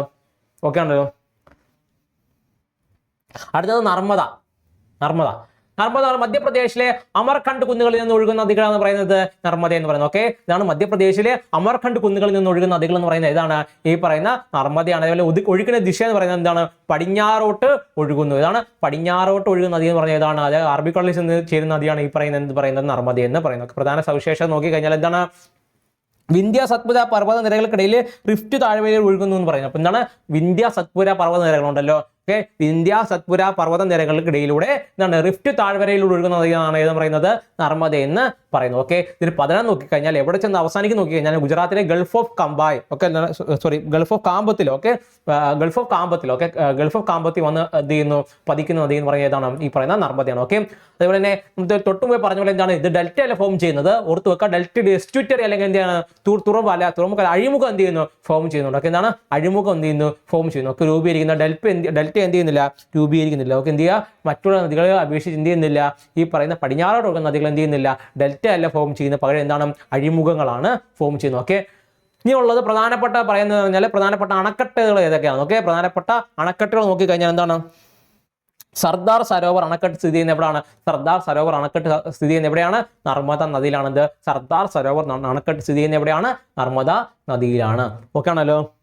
അടുത്തൊക്കെ താപ്തി ഒക്കെ പ്രധാനപ്പെട്ട നദികളിൽ നമ്മൾ പറയുന്ന ഒന്നാണ് താപ്തി എന്ന് പറയുന്നത്. താപ്തി എവിടെയാണ്? മധ്യപ്രദേശിലെ ബേത്തുൽ ജില്ലയിലെ മുൽത്തായിലാണ് എന്തെന്ന് പറയുന്നത്? മധ്യപ്രദേശിലെ ബേത്തുൽ ജില്ലയിലെ മുൽത്തായിൽ നിന്നാണ് എന്ത് ചെയ്യുന്നത്? ഉത്ഭവിക്കുന്നത്. താപ്തി ഉത്ഭവിച്ച് വരുന്നത്. ഓക്കെ, ഒഴുകിന്റെ ദിശ എവിടെയായിട്ടായിരിക്കും? പൊതുവെ പടിഞ്ഞാറ്. നമ്മൾ പറഞ്ഞല്ലോ, തൊട്ട് മുമ്പ് പറഞ്ഞ നദികളാണെന്ന് പറയുന്നത് നമ്മുടെ കിഴക്കോട്ട് ഒഴുകി എവിടെ ചെന്ന്? ബേ ഓഫ് ബംഗാൾ അല്ലെങ്കിൽ ബംഗാൾ ഉൾക്കടലിൽ ചെന്ന് തീരുന്നത്. ബാക്കിയുള്ള നദികൾ ഈ നർമ്മദയും താപ്തിയും പോലുള്ള നദികൾ എന്താണ്? ഒഴുകി എവിടെയായിട്ടാണ് ചെന്ന് തീരുന്നത്? അറബിക്കടലിലാണ് വന്ന് ചേരുന്നത്. ഓക്കെ, അത് പ്രധാനപ്പെട്ട സവിശേഷത നോക്കുകയാണെങ്കിൽ നർമ്മദയ്ക്ക് സമാന്തരമായിട്ട് ഒഴുകുന്ന ഒരു നദി എന്ന് പറഞ്ഞാൽ ഏതാണ്? ഈ പറഞ്ഞ താപ്തിയാണ്. റിഫ്റ്റ് താഴ്വരയിലൂടെയാണ് ഇവ എന്ത് ചെയ്യുന്നത്? ഒഴുകി വരുന്നത്. ഓക്കെ, പതനം നോക്കിക്കഴിഞ്ഞാൽ എന്ത് ചെയ്യും? മറ്റേതിന് സമാനമായിട്ട് തന്നെ എന്താണ്? ഗുജറാത്തിലെ ഗൾഫ് ഓഫ് കാമ്പത്തിൽ എന്താണ്? ചെന്ന് ശരിയാണ്. ഇവയും പ്രധാനമായിട്ട് എന്താണ് ഉണ്ടാക്കുന്നത്? അഴിമുഖങ്ങൾ അല്ലെങ്കിൽ എന്താണ്? എസ്റ്റുറ്ററിയാണ് ചെയ്യുന്നത് പ്രധാനമായിട്ടും ഉണ്ടാക്കുന്നത്. ഓക്കെ, ഇത്രയും പറഞ്ഞ സമയത്ത് ഇനി നമ്മൾ ഒരു കാണാൻ പറയുന്നത് എന്താണ്? ഒന്ന് പറയുന്നത് എന്താണ്? മാഹി എന്ന് പറയുന്ന റിവർ ഉണ്ട്. ഓക്കെ, മാഹി എന്ന് പറയുന്നത് എന്താണ്? അത് ഇത് പറയുന്നത് എന്താണ്? വിന്ധ്യ സത്പുര. ഓക്കെ, വിന്ധ്യ സത്പുര ഈ റേഞ്ചുകളിലൂടെ എന്ത് ചെയ്യുന്നു? ഒഴുകി വരുന്ന നദി എന്ന് പറയുന്നത് ഏതാണ്? ഈ പറയുന്ന മാഹി എന്ന് പറയുന്ന എന്താണ്? നദിയാണ്. ഓക്കെ, പ്രധാനപ്പെട്ട സ്ഥലം നോക്കി കഴിഞ്ഞാൽ മധ്യപ്രദേശിലൂടെ എന്ത് ചെയ്യുന്നു? ആദ്യം ഒഴുകി പിന്നെ ഇവിടെ രാജസ്ഥാന് ഗുജറാത്തിലൂടെ ചെന്ന് എന്ത് ചെയ്യുന്നു? ഇവർ എന്ത് ചെയ്യുന്നു? അറബിക്കടലിൽ വന്ന് പതിക്കുന്ന നദിയാണ് ഈ പറയുന്ന മാഹി എന്ന് പറയുന്നത്. ഓക്കെ ആണല്ലോ? ഇവിടെ അത്യാവശ്യം നമ്മൾ പറഞ്ഞിട്ടുണ്ട്. കണ്ടേ, തൊട്ട് മുമ്പായിട്ട് നമ്മൾ പറഞ്ഞു നിർത്താൻ നേരത്ത് നമ്മളവിടെ നർമ്മദ, താപ്തി പറഞ്ഞു, അതിപ്പോൾ മാഹി പറഞ്ഞു, അടുത്ത് പറഞ്ഞ സബർമതിയാണ്. ഓക്കെ, അടുത്ത സബർമതിയാണ്. ഓക്കെ, സബർമതി എന്ന് പറയുന്ന പേര് നിങ്ങൾക്ക് അറിയാമായിരിക്കും. ഏറ്റവും കൂടുതൽ കേട്ടിട്ടുള്ള സബർമതി എന്ന് പറഞ്ഞാൽ ഗുജറാത്താണ്. ഓക്കെ, ഗുജറാത്താണ് അല്ലേ? സബർമതി എന്നൊക്കെ നമുക്ക് ഏറ്റവും കൂടുതൽ ഓർമ്മ വരുന്ന സ്ഥലം എന്ന് പറയുന്നത് ഗുജറാത്താണ് അല്ലേ? അപ്പോൾ നമ്മൾ നോക്കി കഴിഞ്ഞാൽ എന്താണ്? അരവല്ലി റേഞ്ചസ് ഉണ്ടല്ലോ, ആരവല്ലി പർവ്വതനിരകൾ എന്നൊക്കെ ഏറ്റവും കൂടുതൽ കേട്ടിട്ടുണ്ടായിരിക്കും. ആരവല്ലി പർവ്വതനിരകളിൽ നിന്ന് ഉത്ഭവിക്കുന്ന നദി എന്ന് പറയുന്നത് ഏതാണ്? ഈ പറഞ്ഞ സബർമതി നദിയാണ്. ഇത് പറയുന്നത് നമ്മുടെ രാജസ്ഥാൻ ഉദയ്പൂർ. ഓക്കെ, ഉദയ്പൂരിലൂടെ എന്ത് ചെയ്യുന്നു? ഒഴുകി എന്ത് ചെയ്യുന്നു? നമ്മുടെ ഈ പറയുന്ന രാജസ്ഥാനിലെ ഉദയ്പൂരിലൂടെ എന്ത് ചെയ്യുന്നു? ഒഴുകി എവിടെ എത്തുന്നു? ഈ പറയുന്ന ഗൾഫ് ഓഫ് കാമ്പത്ത്. ഓക്കെ, നമ്മൾ പറഞ്ഞല്ലോ ഗുജറാത്തിലെ ഗൾഫ് ഓഫ് കാമ്പത്ത് ഉണ്ടല്ലോ. ഗുജറാത്തിലെ എന്ത് ചെയ്യുന്നു? ഗൾഫ് ഓഫ് കാമ്പത്തിലൂടെ എന്ത് ചെയ്യുന്നു? ഒഴുകി എത്തുന്ന നദി എന്ന് പറയുന്നത് ഏതാണ്? ഈ പറയുന്ന നമ്മുടെ എന്താണ്? സബർമതിയാണ്. ഓക്കെ, അതേപോലെ തന്നെ നമ്മുടെ AZB അക്കാഡമി എന്ന് പറയുന്നത് നമ്മുടെ SSC MGS 2025 പുതിയ കോഴ്സ് സ്റ്റാർട്ട് ചെയ്തിരിക്കുകയാണ്. ഓക്കെ, അപ്പോൾ SSCക്ക് വേണ്ടി തയ്യാറെടുക്കുന്നവരാണ്, അല്ലെങ്കിൽ നിങ്ങൾക്ക് ഇതുവരെ അറിയത്തില്ല, സിലബസ് എന്താണെന്ന് അറിയത്തില്ല, നിങ്ങൾ എക്സാം സ്റ്റാർട്ട് ചെയ്തിട്ടില്ലാത്തവരാണെങ്കിൽ എന്ത് ചെയ്യുക? നിങ്ങൾ ഉറപ്പായിട്ടും വരേണ്ട ഒരു ബാച്ച് എന്ന് പറയുന്നത് SSC MGS 2025 AZB അക്കാഡമി പുതുതായിട്ട് വന്ന ബാച്ചാണ്. ഓക്കെ, ഇത് പ്രത്യേകം നോക്കിക്കഴിഞ്ഞാൽ ഫുൾ സിലബസ് കവറേജുകളുണ്ട്, ലൈവ് റെക്കോർഡ് ക്ലാസ്സുകളുണ്ട്, നമ്മുടെ ഡൗട്ട് ക്ലിയറൻസ് സെക്ഷൻസ് ഉണ്ട്.